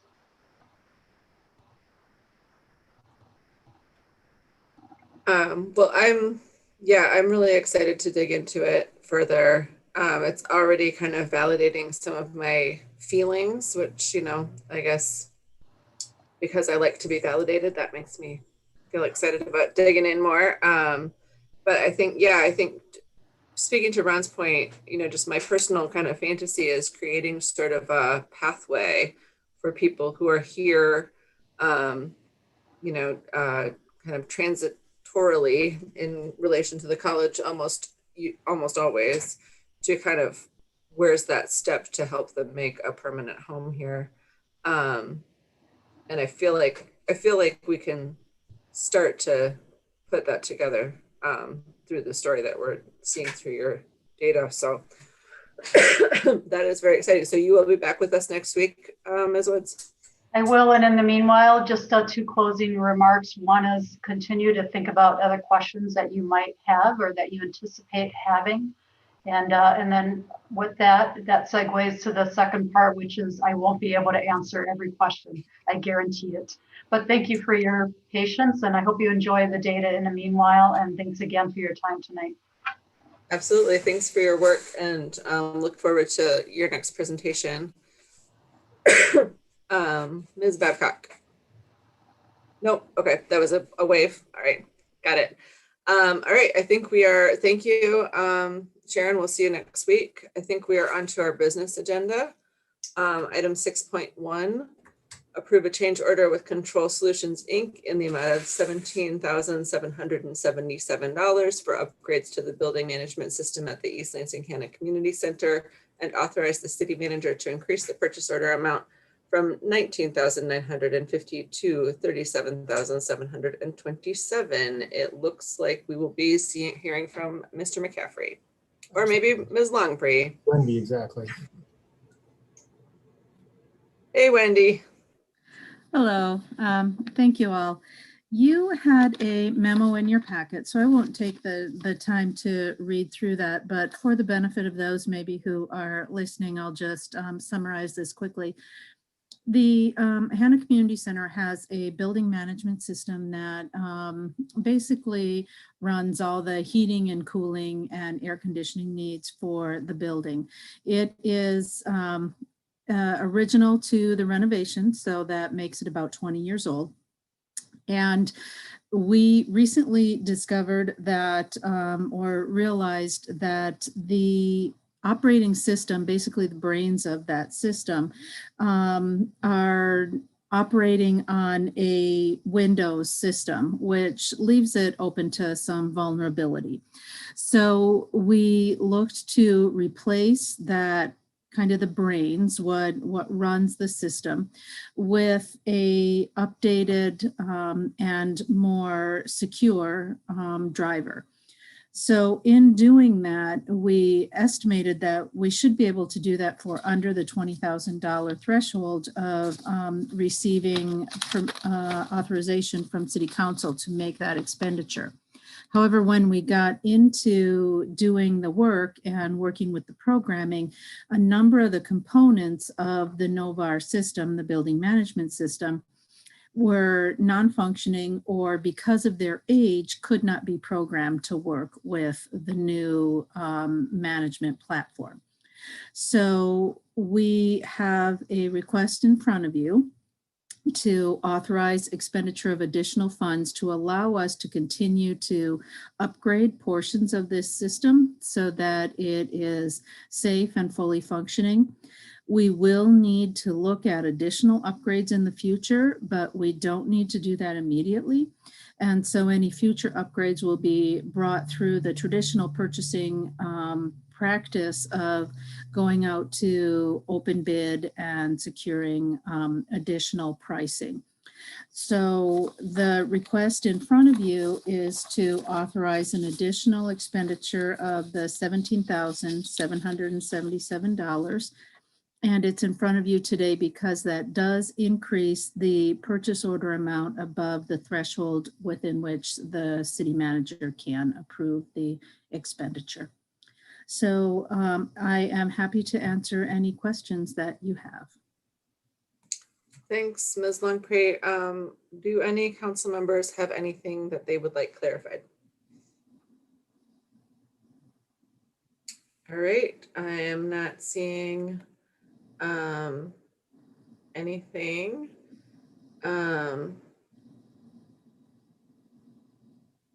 This needs a motion. This needs approval tonight, George?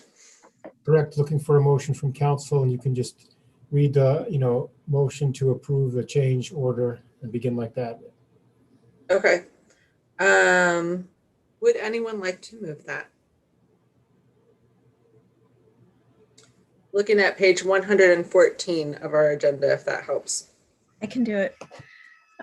Motion to approve a change order with Control Solutions, Inc. in the amount of $17,777 for upgrades to the building management system at the East Lansing Hannah Community Center, and authorize the city manager to increase the purchase order amount from $19,950 to $37,727. Second. Moved by Councilmember Watson, seconded by Councilmember Bacon. Does anyone have any discussion on this? If not, we can move to vote. All in favor, say aye. Aye. Aye. It looks like that was unanimous, so I don't think we need to call for nays. Thanks, Ms. Longpree, much appreciated. And I think that brings us to the end of our agenda. Let me just scroll up and check. Yes, it looks like we are set to adjourn. We need to do a motion. Motion to adjourn. Mr. Bacon moves to adjourn. Second. Seconded by Babcock. All in favor say aye. Aye. Well done, everyone. Good night. Sleep tight. I will see you next Tuesday for another budget discussion. And thank you, Mayor Pro Tem. for all Well your done, work Mayor tonight. Pro Tem. Nicely I done. always threatened to be the substitute teacher who went off the agenda and let us all watch videos, but turns out You I did guess great. No movies tonight. You did good. sort of responsible when given the opportunity. So thanks, everybody.